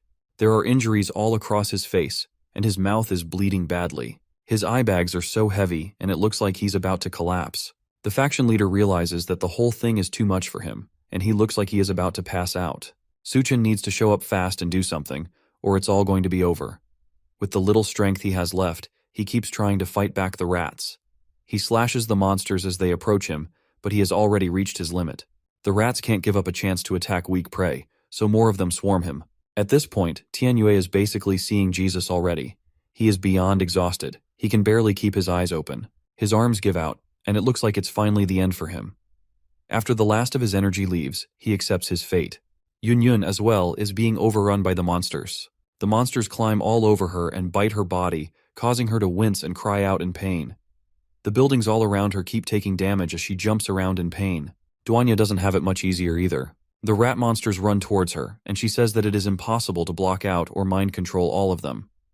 Tian Yue looks towards the sky, and he notices a black figure at the top of the building. The strange figure leaps from the roof and suddenly lands in front of all of them with a menacing aura. As it lands, it kills some of the filthy rats and sends them packing. It has a dark face and a bright, sinister-looking grin. The shadow's aura is immensely powerful, and Tian Yue is frozen on the spot out of fear. He shouts that it must be the Rat King and thinks it is the end for him. Duanya almost starts to cry as she thinks Su Chen might have failed to defeat the Rat King. It's almost impossible to believe that he somehow failed his mission despite how powerful he is. The monster then speaks to them and tells them not to be afraid. The former chef can tell that the voice belongs to Su Chen, and she is able to calm down for a bit. The dark aura around him clears from his face, and it reveals that it really is our protagonist. Despite their fears, he managed to take down the Rat King and absorb his power. Although the remaining consciousness in the crystal core wants to devour him, thanks to his sharp mental strength, he is managing to hold it back. When in a tough situation, he isn't going to lose a battle of mental strength. He has a wicked smile on his face as the shadow slowly fades away from his body. Tian Yue is glad to finally see his brother again. Su Chen thanks the faction leader for all the hard work he has done and how he managed to hold back the horde until the Rat King was defeated. Just as the shadow fades from his body, the mutated rats all fix their eyes on him. Now that a new threat has joined the party, they look eager to feast. They all rush towards him from behind, hoping to catch him off guard and overwhelm him. And Tian Yue warns him to be careful as he sees the monsters rushing towards him. Nevertheless, Su Chen is unfazed and slightly turns his head to tell the monsters to get lost, with a devilish glare in his eyes. The rats stop in their tracks instantly, and the anger in Su Chen's gaze causes them all to scurry away. They turn to run, clearly terrified of going up against our man, and all of them look like they have just seen a ghost. The barriers that are meant to hold back the mutated rats end up being their escape route, as they squeeze their bodies to get through the little holes. The others escape through their underground tunnels, and the rest go through the vents. The rest of the human survivors can't believe their eyes. They wonder what has caused the rats to suddenly get scared and run away. Now, with the battle over, it seems like they just barely made it through the whole ordeal. Even though Su Chen isn't the Rat King, the remaining power of the crystal core is enough to intimidate the rat men into retreating. If he hadn't made it back in time, they would have just kept on coming out of every corner and attacking them. But there's no time to celebrate just yet. Tian Yue starts to cough violently now that his body is going through withdrawals from the scientist's drug. Su Chen rushes to hold up his brother as the man looks ready to fall over and faint. It looks like the drugs that the scientist has been giving them are also a type of poison. It gives immense strength, just like they thought. But the more power they use, the deeper the poison effect. Su Chen desperately asks Yun Yun what he can do to help his friend. She tells him that in Liu Heiyun's lab there is a corpse that has the answer to their problems. If he can get to it and extract a sample of its blood, then they can use it to make a serum that should be able to neutralize the poison.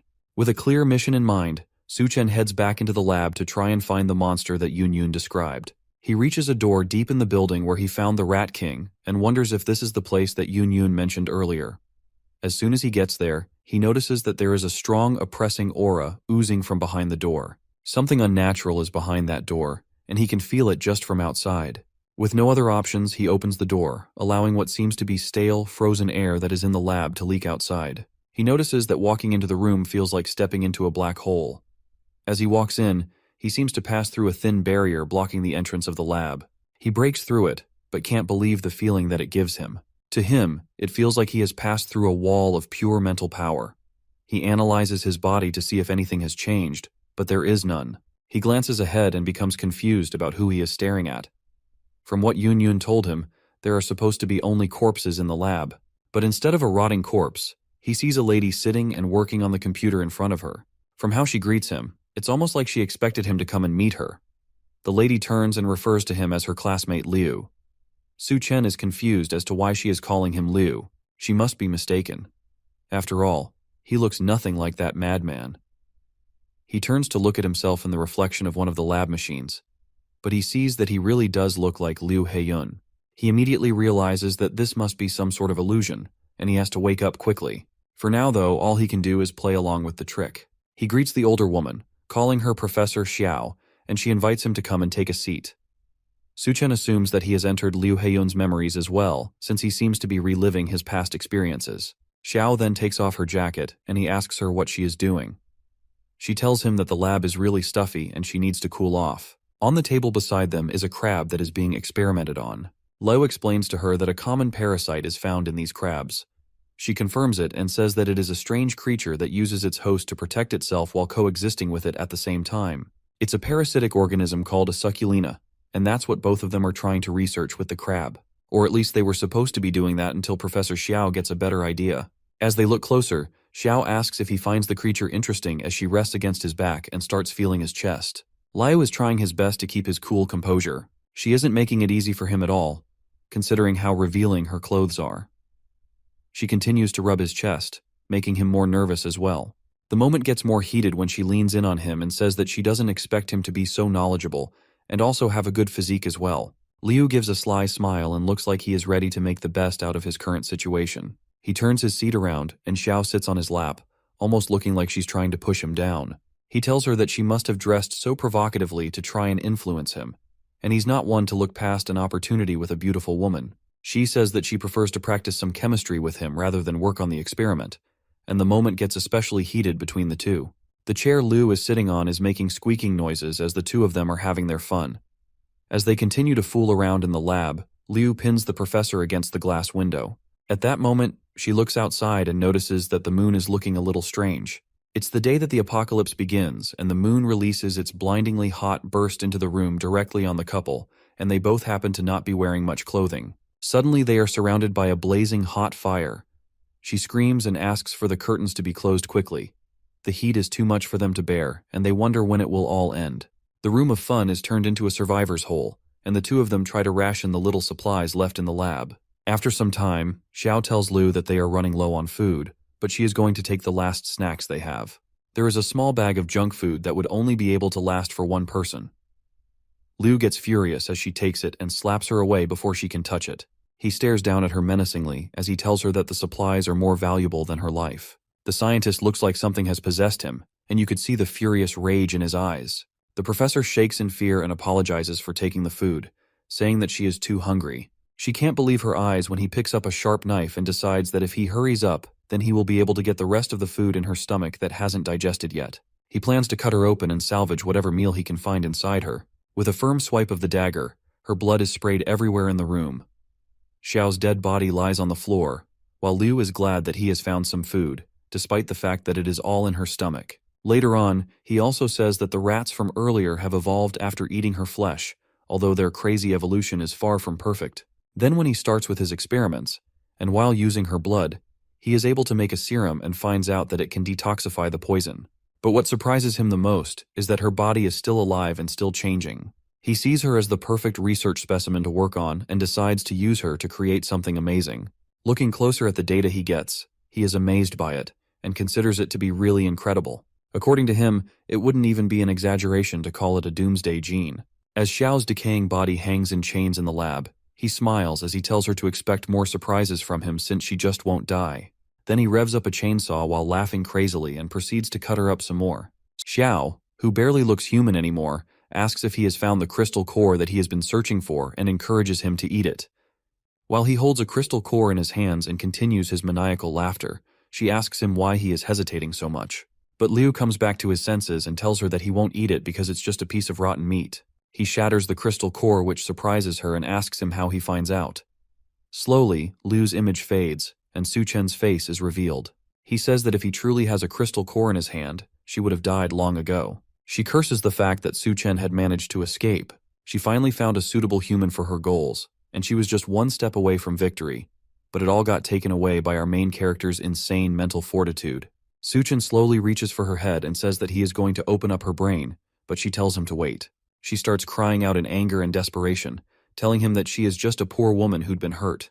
Then she tells him that if he wants her power, then she is willing to give it to him as long as he lets her go. Su Chen looks at her in pity for a moment and reminds her that once a Sakulina enters a host, then it takes over the host's consciousness. With that in mind, there's no reason for him to let her into his mind.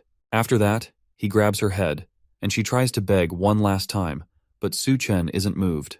He squishes her head, causing her blood to spill everywhere. Her body starts to fade away slowly, and he wonders if it is due to the absence of the crystal core.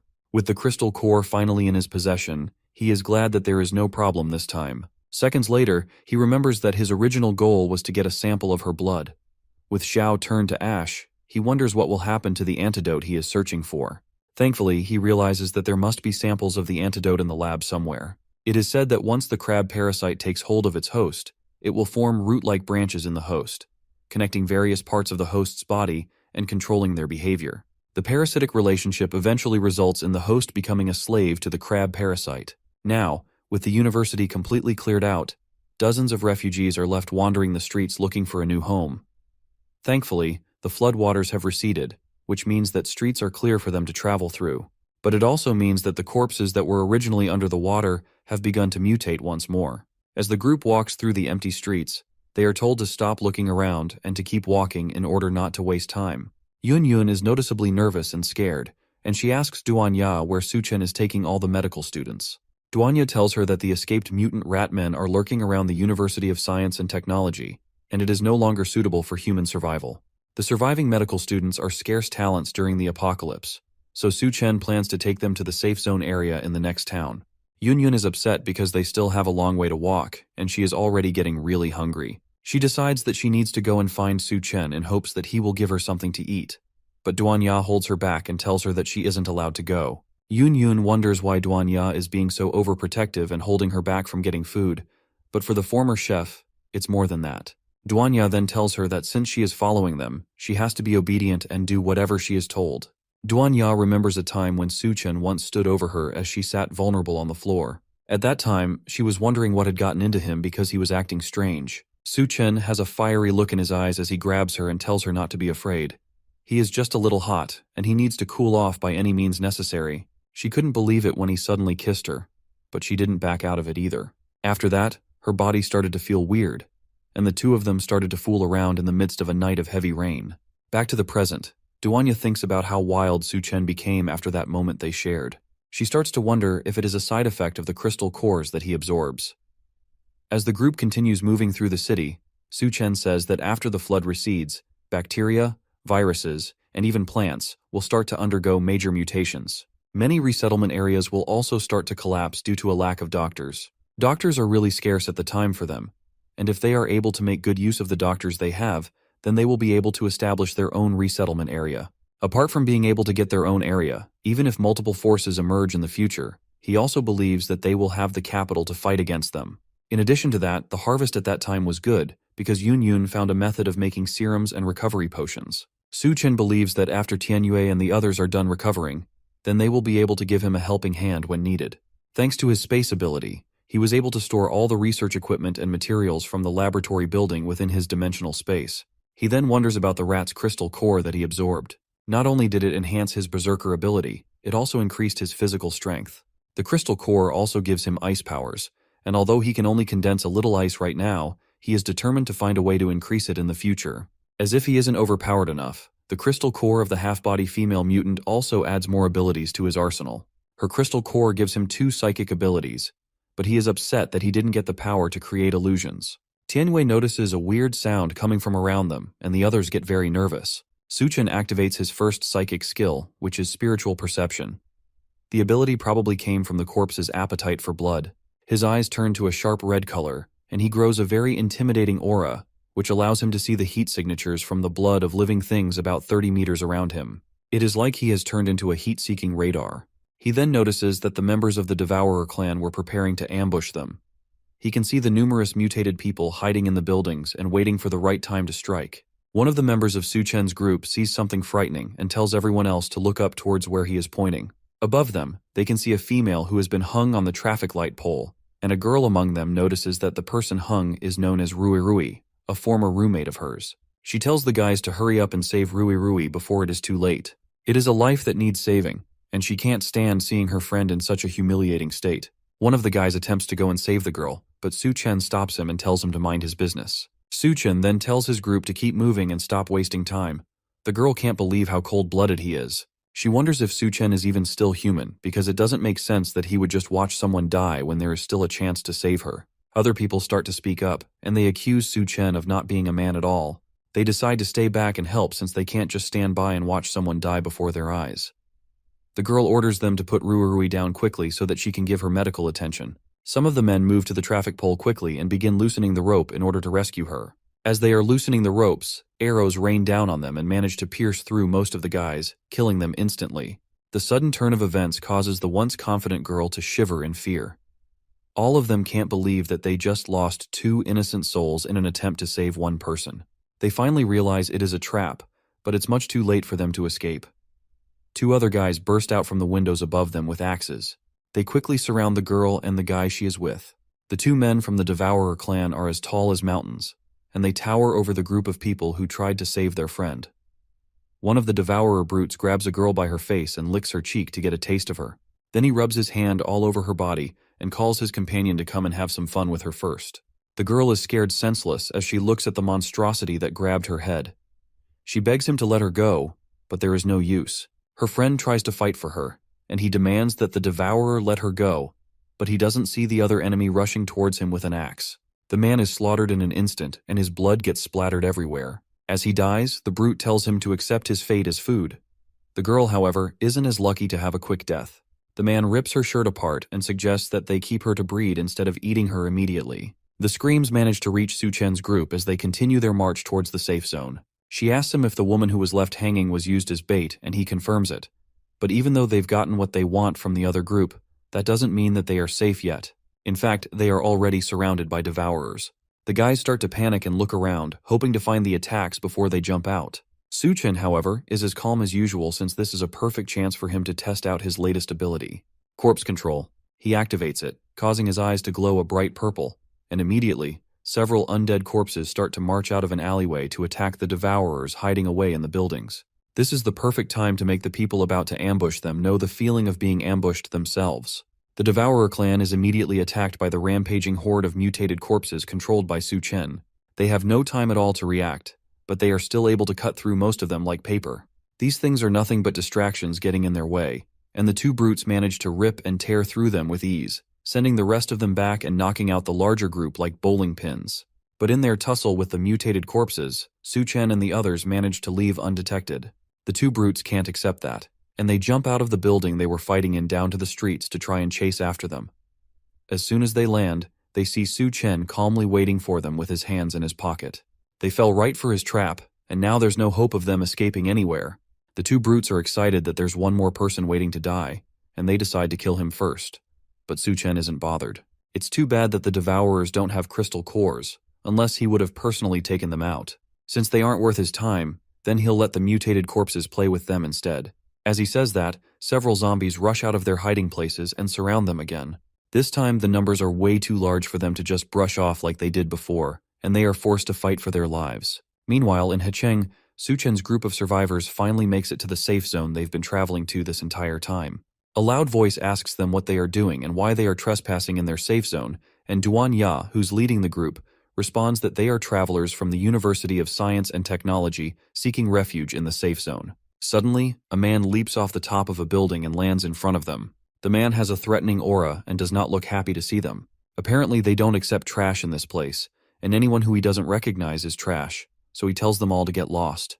Duanya tries to use her mind control powers on him and asks him what gives him the right to deny them entry when this is a safe zone, but her powers don't seem to work on him. For a moment it looks like he's under her control, but he's able to snap himself out of it with a few light taps to his head.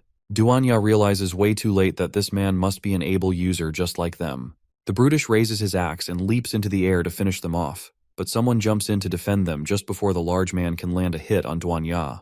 It's Xiao Feng, and just like usual, he's fighting to protect people. He tells the larger man, whom he calls Captain Sun, that these people are only seeking refuge, and there is no need to attack them. Sun doesn't care since these clearly aren't normal people. After all, normal people wouldn't be able to make it through the Devourer clan's territory so easily. He suspects that they must be spies sent from the Devourer clan to infiltrate them. At this accusation, Su Chen finally appears from behind the group to meet his old friend. He tells the brutish Captain Sun that if he doesn't want them, then he will just take the dozens of doctors he brought along with him to another safe zone. That catches all the guards' attention, and they didn't realize that there were doctors in the group. It's very rare for a single doctor to survive for so long in the apocalypse, and they managed to bring dozens of them all at once. Xiao Feng is excited to see Su Chen again, and realizes that these must not be ordinary survivors from the wasteland. With his old friend there, these can't be spies from the Devourers either. He decides to swear to his life that these people are his allies, and he will personally take care of them. Since Su Chen is in the group, if he says there are dozens of doctors, then he can't be lying. With what Su Chen has pulled off in the past, Xiao Feng would believe him even if he said he had thousands of doctors. With his own soldiers' words as backing, Captain Sun has no choice but to let them in. After all, if they have doctors with them, then they no longer have to bury patients alive anymore, and the sick among them can get proper treatment. Captain Sun walks away, clearly disappointed that he doesn't get to use his giant axe today, but before he leaves, he tells Xiao Feng that if these supposed doctors can't cure the patients, then he will have to take responsibility for the consequences since he's the one that vouched for them. With the captain's permission, the other soldiers lead Su Chen's group into the safe zone, while Xiao Feng hangs back to apologize to his old friend. He asks our protagonist not to take offense and tells him that Captain Sun is just like that. Su Chen isn't bothered, however. After all, he has dealt with his own fair share of annoying people throughout the apocalypse. Putting that aside, he came with his large group of doctors at the right time. The safe zone has had some strange patients who definitely need a doctor's help. The soldier leads them to a warehouse deeper in the safe zone, where they keep the dying and the ill together. In the very back of the warehouse, he shows them the corpse of one of the victims of the strange condition affecting the camp. It's a woman who looks like she has been long dead. Her body is covered by hundreds of small white mushrooms that look like they were growing straight out of her body. They don't know what is causing these things to grow, but cleaning them off only causes them to grow back faster, and each time, it makes the person weaker until they eventually pass on. Su Chen immediately knows that she has been infected by some kind of mutated fungi.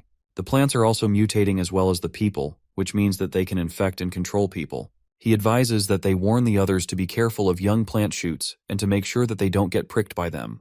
Duanya takes a closer look at the plants growing on the young woman's body and realizes that they are using her for nourishment. For now, all she can do is take a sample of it and try to analyze it so she can develop a cure or medicine for the infection. However, this is just the beginning of the rapid mutations that will take over the world. If these newly mutated plants aren't cleared out, they will quickly grow and start attacking humans. When that happens, the Devourer tribe will use the opportunity to attack the safe zones, and many people will become livestock for them. Because of that, the Devourer tribe will become stronger. And that definitely isn't in Su Chen's best interest, which means that he has to do his best to protect this safe one so he can use it for his own needs in the future. For now, though, it would be best for him to check out the situation and make sure that everything is secured. As he's considering his next move, a loud noise comes from somewhere else in the safe zone. It sounds like a van, and someone on top of it is shouting for people to get out of the way. It's the Lord's son, and he's driving recklessly through the streets. On top of that, he's firing a gun in the safe zone and attacking innocent people for no reason. Despite all of that, Xiao Feng's team isn't doing anything to stop him. The soldier tells Su Chen that his team has already been disbanded. It's probably because they let the newcomers into the city despite the warnings from Captain Sun. On top of that, this isn't the first time that the city lord's son has caused chaos in the city. He believes that the elderly and children don't matter, and they are useless to the safe zone. Because of that, he casually goes around running them over and shooting them down, and because of his status, there's nothing they can do about it. As he's driving, he notices Yun Yun, who's looking over an injured person lying limp on the street. He pulls his car to a stop beside her and cockily asks if she wants to get in his car with him. If she follows him, then he can take her to get something good to eat. Yun Yun slowly gets up and tells him that she's so hungry that she can't walk anymore, so if he wants to take her out, then he's going to have to carry her. The Lord's son happily agrees and calls her over so he can carry her, while Xiao Feng gets ready to confront him. Su Chen, however, holds him back, knowing exactly what Yun Yun has planned for the Lord's son.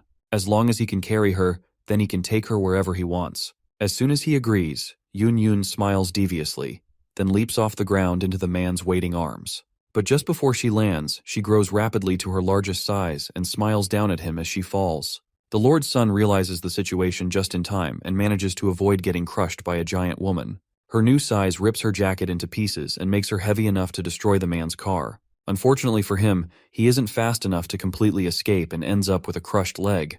The noise of the crash alerts everyone else in the safe zone, and they make their way to the source to find out what happened. Meanwhile, the Lord's son screams as the pain from his broken leg hits him in full force. Yun looks down on him and luckily tells him that even when he's given the chance to prove himself, he still turns out useless. Then she steps on his already broken leg with her giant foot, causing him to scream even louder. The sound attracts the soldiers from deeper in the zone, and they hurry to check on him and ask what happened. He immediately points an accusing finger at Yun, calling her a monster since she turned into a giant woman and broke his leg. Duanya steps in and uses her mind control ability to warp the memories of the people around them, and they turn on him immediately. They tell the young master that he actually fell out of his car and broke his leg himself. Thanks to Duanya's mind control, they all turn on him, and they are convinced that they saw him fall with their own eyes. The young master figures that they must all be involved in this somehow, and they all did this to set him up. With no other choice, he calls for his father, the Lord in control of the safe zone, to come and help him out of this mess. Captain Sun chuckles menacingly and figures that this interaction will be fun to watch.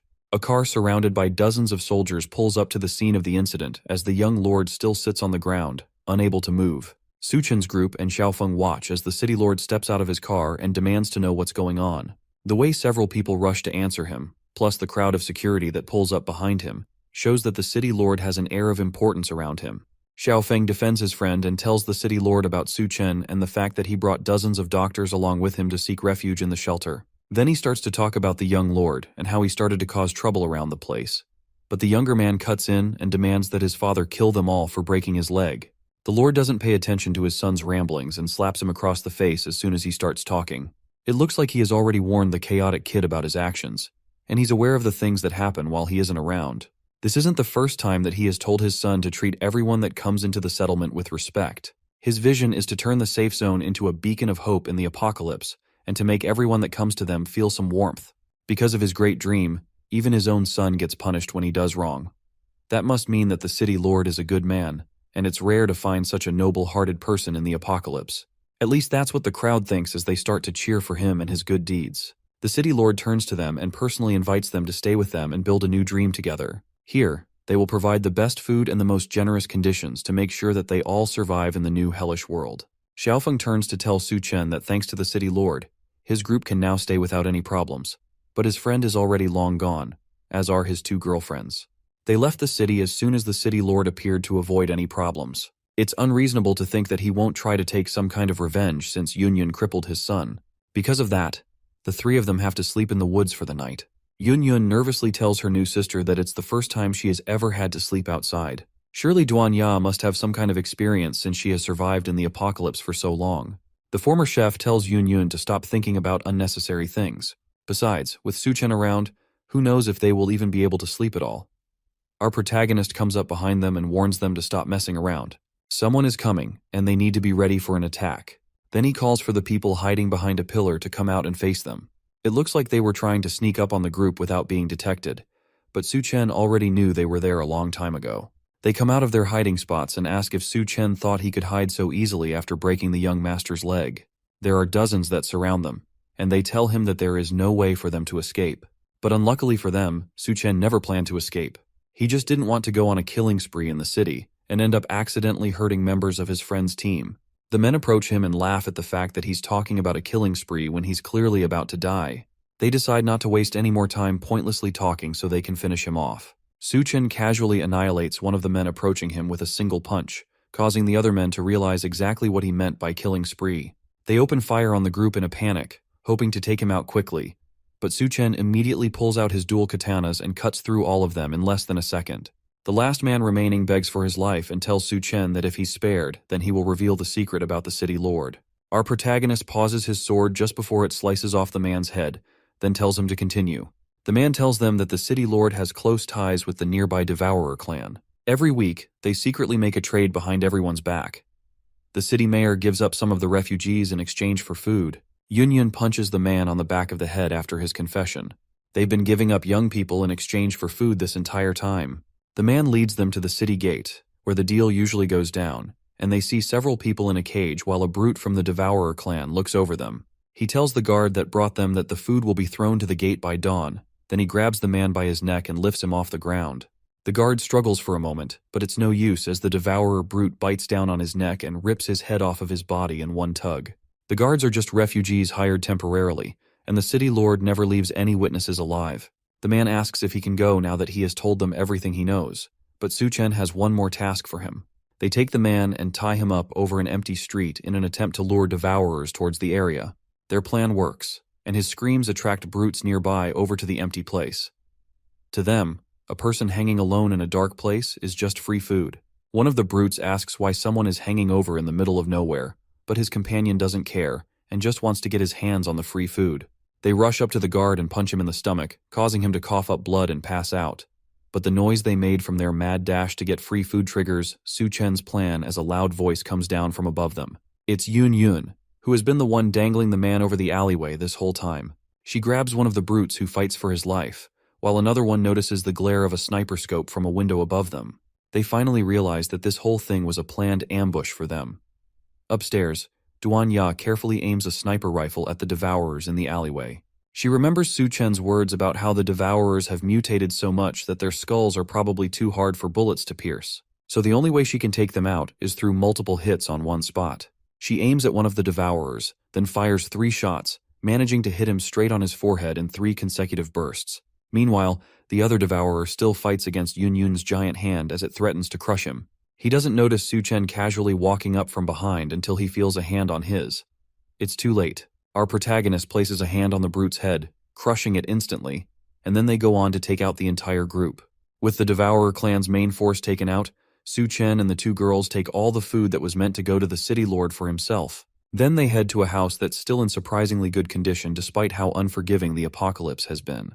Inside, he summons a bed from his inventory as well as more food to create a feast for him to enjoy with his 2 girls. Duanya tells him that if he wants to own a settlement base, then he can just find a different place and conquer it as his own. There's no need for him to get mixed up in the mess between the city lord and the Devourer clan. While that is true, building a base takes a lot of time and effort, and he's not good at that sort of thing. For the actual management of the base and its welfare, he's going to need someone reliable who has experience working with that sort of thing, and that person just so happens to be inside Hecheng. As they talk, Yun appears wearing an outfit that doesn't leave much to the imagination. She sees both Duanya and Su-chen lying on the bed and asks why they decided to start without her. Su-chen lays down on the bed as the 2 girls climb around him, ready to fool around. Thanks to him, they have been able to live like humans since the beginning of the apocalypse, so tonight they plan to return the favor and serve him well. While the 3 of them get freaky in the ruined city, the guards from the safe zone eventually find the hanging corpse of the man that Su-chen used as bait. The city lord Zhang mistakenly takes that to mean that the deal with the Devourers went wrong, and he rushes to the Devourer clan to find out what happened. He asks the Devourer leader what happened, but the mutated man asks him the same question.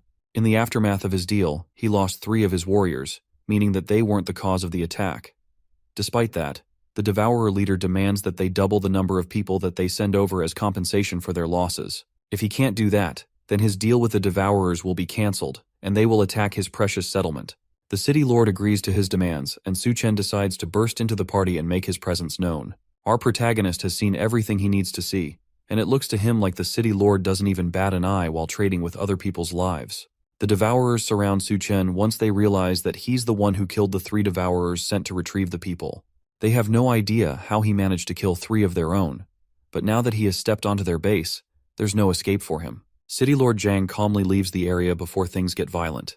As far as he is concerned, Su-chen might as well be dead for stepping into the Devourer clan's home territory. He rushes back to the safe zone to try and wrap things up quickly before it turns into a mess that he can't handle. He goes back to the safe zone and announces to everyone that there is a traitor in their base. He points the blame at the outsiders that Su-chen brought over and accuses them of pretending to be doctors so they can infiltrate the base. He claims that in reality, they were secretly kidnapping refugees to trade with the Devourers for food. Since Su-chen ruined his plans, he has to be ruthless to make sure that no one goes against him again. The people in the settlement immediately turn their angry eyes towards Su-chen's group. They prepare to attack and kill them, But a loud voice stops everything before a riot starts. It's General Gao Yue, and behind him are Bei Chang and her brother. He comes in to defend Su Chen. From what he knows, our protagonist is a trustworthy man who has proven to be capable on multiple occasions. Since Su Chen brought them here himself, then they shouldn't be the problem. The city lord continues his accusations, saying that words alone cannot defend them. If he wants to show that they aren't traitors, then he has to prove it. A voice calls out from the top of a building above the settlement. It's Su Chen, and he claims that he can prove his own innocence. He brought the Devourer clan leader with him, and asked the badly beaten mutant to explain the situation by himself. The clan leader confesses that City Lord Zhang is the one who has been making the deals with him this entire time. The crowd turns angrily to the city lord, now that they realize that the man they've been supporting was the real monster this entire time. Zhang tries one more time to convince them that Su Chen is working with Devourers to frame him, but General Gao approaches the man and punches him in the face for his crimes. Now that the truth has been revealed, Zhang stops pretending about the situation and laughs menacingly as he reveals that he really is the one who has been exchanging people with the Devourer clan. But now it's the apocalypse, and all the places with supplies have already been taken over by the Devourers. They are just waiting for others to fall into their traps. As long as he keeps sacrificing a few lives that he sees as worthless, then he's doing a good thing and saving people. As far as he sees it, they should all be grateful to him for keeping them alive. After all, even the Captain Gao that's acting so righteous also ate the food that he brought back from the Devourers, so nobody has any right to judge him. Well, that's what he thinks, but Su Chen's fist begs to differ. After a sharp right hook to the face, Su Chen tells the man that he's a coward. In a world where the strong prey on the weak, trading lives for food isn't necessarily a bad thing, but it's a coward's choice that makes him no different from the Devourers. With the former lord rightfully knocked out, Su Chen turns to General Gao and makes him an offer. He offers to build a place that truly belongs to humanity and civilization. In his previous life, he once traversed over the ruins and eventually reached a safe haven that was on its way to becoming a utopian base in the apocalypse. There were no shackles of class and nobody cried of hunger. Everyone was well fed and they all had peace of mind. All this came from its creator, Gao Yue. But for now, he's only a deputy under the current city lord. In his past life, it wasn't until he discovered the dark side of the base that he decided to leave and build his own. All Su Chen did was make things happen a little earlier. However, the other soldiers had their reservations about the whole plan. Even though building a base from scratch is way too hard, and if they want to do things their own way, then they can't live under someone else's roof. They have to establish a new base by themselves if they want to survive on their own. The city lord laughs at their plans of building a new base. Outside the safe zone of his city, beasts run rampant, and zombies are everywhere. There's no guarantee of basic food and safety. Leaving his safe zone would be a surefire way of sending people to their deaths. The crippled lord's son advises his father to let them leave if they want to go. They'll eventually come crawling back once they've suffered enough. The other survivors also start to doubt if they can survive outside of the city lord's safe zone. If they don't want to die, then they have to take their chances staying with the coward, but at least they will get to live. The city lord feeds into their fears and tells the people that if anyone believes in their delusions, they can leave. But if they starve to death in the wasteland, then he won't be blamed for anything. But in that case, if the only problem is food, then Su Chen has the answer to all of their problems. After all, he was able to bring out the Devourer clan's leader so easily, and he has already made a name for himself as a powerful ability user. For someone like him, providing food should be easy. The Lord's son notices how all the survivors are starting to side with Su Chen, and he angrily asks the man if he thinks that he's some kind of savior. As far as he's concerned, our protagonist is doing all of this just to get attention. There's no way he even knows how much supplies a base needs. Su Chen estimates that even though his supplies aren't much, they are probably enough to support about 2,000 people for a month or so. Those numbers sound suspiciously similar to the amount that the city lord has in his warehouse. Just where could he have gotten those supplies? Meanwhile, at that very warehouse, Duan Ya and Yun Yun work together to take out the guards who are monitoring the supplies. Yun Yun uses her giant size to overwhelm them, while Duan Ya provides sniper support. With the warehouse completely emptied, he tells General Gao to hurry up and make a decision. He can either work with Su Chen or stay with the traitorous city lord. With the options laid out in front of him, the decision on what to do isn't hard for General Guo. In this current settlement, people have had to deal with no proper clothing while also being constantly bullied. Now he learns that they have all been treated like livestock and sold to the Devourers. Captain Guo decides that he cannot stay in a place like this for another second. He decides to join forces with Su Chen and establish a new base. Then he tells the crowd that anyone willing to leave with him can step forward so they can build a base where they can live in dignity. Bei Kang and her brother call their troops together and stand behind their captain. These were supposed to be the city lord's army, but after his betrayal, they are now only loyal to Captain Gao. He orders the few soldiers that are still loyal to him to point their weapons at Captain Gao and his men. The Lord's son menacingly points a gun at Su Chen and fires rapidly. If our protagonist had never shown up with his people and his plans, then his leg would never have been crippled, and Su Chen takes the opportunity to rush over and grab the younger man by the throat. He tells City Lord Zhang to order his men to drop their weapons, otherwise he'll snap the boy's neck.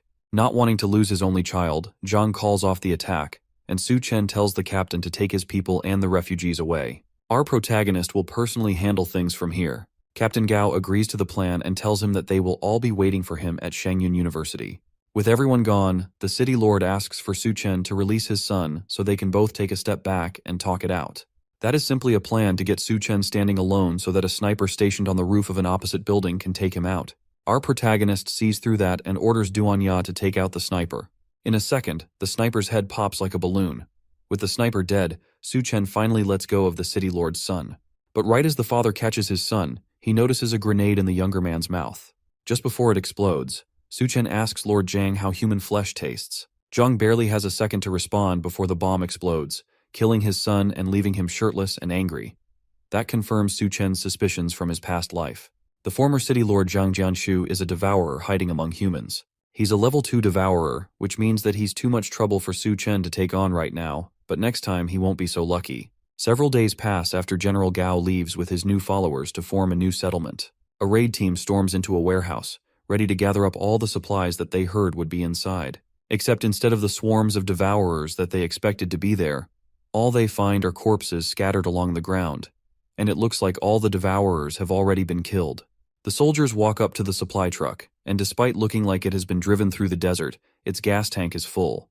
It has more than enough fuel to drive all of them back to the new base. Su Chen wasn't lying when he told them that there was a truckload of supplies in the building. Captain Sun is disappointed that there wasn't a big fight like he was expecting. This mission is too easy for someone like him, and it's nothing but a complete waste of time. One of the soldiers tells Sun that the general gave the more important missions to Su Chen, even though those important tasks used to belong to him. That ticks the large man off, but he's sure that Su Chen is just a pretty boy with no skills. There's no way he will be able to compete with a trained soldier like him for credit. Back at the new base, Yun wonders why Captain Sun hasn't returned yet, despite the fact that all the devourers in the warehouse were killed by Su Chen a long time ago. All they had to do was get to the supermarket and drive the truck back. Even someone as brain-rotted as Captain Sun can handle that. Yun isn't worried about him at all, and she's more concerned about the medical care of the refugees that Su Chen tasked them with. As they're talking, Duan Ya notices the truck driving back to the base. She advises Yun to shrink down since once they get close, it'll be hard to use her mental power to cloak her size. Captain Sun reports back to General Gao, who's managing the base. The supplies have been secured and delivered, and the base can now have food. The few survivors nearby hear that Su Chen's advice about the trucks was real, and they start to praise him.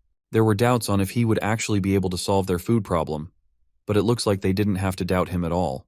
The more they mention Su Chen, the more upset Captain Sun becomes, and he convinces himself that all the pretty boy is doing is brainwashing people.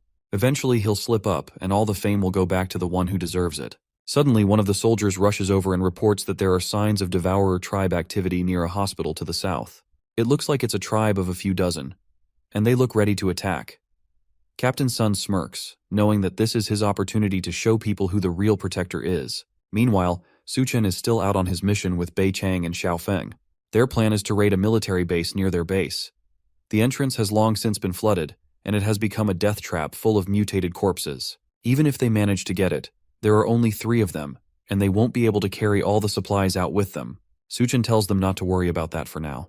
All they need to do is take him to the armory. Bei Kan agrees and decides to personally bring him there. After all, she has been to the base before. But first, to get there, they need a vehicle. Su Chen uses his space ability to summon his car, and the 2 soldiers almost panic at how random his ability is. He tells them to stop talking and get in the car so they can get there in time. Then they cruise through the empty streets towards the military base. At the military base, some of Zhang Jianshu's men work to drain the large pool of water covering the base's entrance. No matter how much water they pump, though, it never seems to be enough. The leader of the team tells the rest to go and find a few useless items from their storage and throw them into the water as bait for the water ghouls. Since the city supplies have mysteriously disappeared, if they don't bring something back, then they are as good as dead. The men grab some hostages and throw them into the water filled with water ghouls. The plan works, and the ghouls get lured to the surface, which means that someone can dive in to check the place out. The leader tells his men that whoever goes down to pry open the door will be rewarded with a woman by the city lord once they get back. One of the men steps up to take on the task. Before the apocalypse, he had no money and no woman, so now that the apocalypse is in full swing, he has to take any chance he has to make it ahead in life. His courage motivates the others to start diving too. Meanwhile, Xiaofeng watches the men as they try to get into the military base. It seems like Zhang Jianshu has set his eyes on the base's supplies and weapons as well. Luckily, Bei Kang knows another way around that can avoid the city lord's army, but they will have to dive underwater. Su Chen accepts the idea, and the three of them dive into the ghoul-infested waters to try and reach their target. As they swim through the dark water, Bei Chang notices several eyes watching them from deeper in the pool. It's the water ghouls, and the shock of seeing them causes her to gasp and lose her last bit of air. Su Chen pulls her close and calms her down. Then he kisses her, transferring some oxygen into her mouth. That manages to save her from drowning, but the water ghouls take the opportunity to attack them while they're down. Su Chen uses his ability to stop them before they can attack, and they all stop dead in their tracks, almost like they've been hypnotized. His eyes glow red, and Bei Kang realizes that he is somehow controlling all the water ghouls with one of his abilities. The ability wears off, and some of the ghouls start trying to attack them again. Su Chen manages to hold a few of them and tells Bei Kang and Xiaofen to escape while he handles them. They rush to the surface and manage to make it out of the floodwaters into the military base. With the number of abilities Su Chen has, they start to wonder if he's human, as several bodies start floating up from the water as our protagonist wipes them out. They wonder how many abilities he has that they don't even know about. After taking out all the ghouls, Su Chen emerges from the water completely unharmed. After taking out all the water ghouls, one of them managed to drop a white core, which has a low drop rate in monsters. Getting a white core in such a short time is usually a miracle, but Su Chen doesn't seem satisfied. Although a white core doesn't grant new abilities, it can strengthen old ones, making him even stronger than he already is. As they talk, two yellow eyes watch them menacingly from a distance. The silhouette looks like a cat, and it seems particularly interested in the crystal Su Chen is holding. It leaps out as soon as he's distracted and snatches the crystal from his hand before he can react. Why is a cat even in the military base in the first place? The base probably had cats to control any rat problems they had, and one must have survived the apocalypse by staying strapped in the base. The feline has dark black fur and glowing stripe patterns all over its body with bright yellow eyes. The kitty is quite impressive since it managed to snatch the core from Su Chen's hand before he could even react. Su Chen angrily but calmly tries to offer the little guy some superfish snacks in hope that it will trade that for the white core. However, the cat leaps up and manages to snatch the snacks from his hand before running deeper into the base with both its prices. It looks like the great and powerful Su Chen has been outwitted by a cat twice in the space of a minute. Anything that survives in the apocalypse can't be an ordinary creature, and there definitely seems to be something special about that cat. They keep walking through the base, and eventually they find a lever that reactivates the electricity in the base. Thankfully, the power systems are still operational despite how long they've been abandoned. Before the Great Flood, the survivors evacuated in a hurry, which means that there was no way they had time to take all their supplies with them. They finally arrive in the base's arsenal, and there's enough weapons to arm a force of up to 500 people. Xiaofeng figures that if they can find a tank, then they might even be able to arm 1,000 people. Bei King warns him to be careful as he runs off to find a tank. The storage is full of things they will definitely be needing, but the problem now is how to get everything back to the base. The city lord's troops could show up at any moment, and going back to the safe zone for reinforcements is out of the question. A loud rumbling noise drags them out of their thoughts. Xiaofeng found a tank, but unfortunately, something else found him. It's a large mutated monster that almost looks like a giant dog. It's chasing Xiaofeng, who is desperately driving away in his tank. The monster shoots a laser from its snout, and it hits the tank dead on. The panicking soldier asks Su Chen to do something since if it blows up the armory, then they will probably get blown up along with it. Su Chen activates his space ability and stores everything from the warehouse into his pocket dimension. In a matter of seconds, the warehouse is cleaned out, as Xiaofeng drives up to them. He asks if Su Chen can store the monster in his space, but unfortunately, the space only works on inorganic material. Living mutated creatures can't be stored in it, meaning that they have to find another way to take care of the monster. Bei Kang decides to step up to the occasion and lure the monsters away while Su Chen and Xiaofeng retreat. That's a reasonably stupid idea for Su Chen, and he grabs her instead and carries her over to the tank. Bei Kang tries to protest and tells him that since the supplies are in his space, then he has to make it back to the base safely. As they're talking, the monster rushes up to them and charges up another blast. Suchen manages to dodge out of the way, but the tank isn't so lucky and gets blasted head-on. Suchen tells her to stop wasting time and to go check on Xiaofeng while he deals with the monster. She runs off but orders him not to die on her. Now that he's alone with the monster, he takes a good look at it one more time. He doesn't remember hearing about a mutated beast like it in the area during his last life. That doesn't matter though, because its crystal core will belong to him regardless. It looks like that's all we have time for now, but I'll keep you all updated if anything new happens. I'm dying to see what awesome methods Suchen is going to use to take out this monster. And is Xiaofeng even still alive?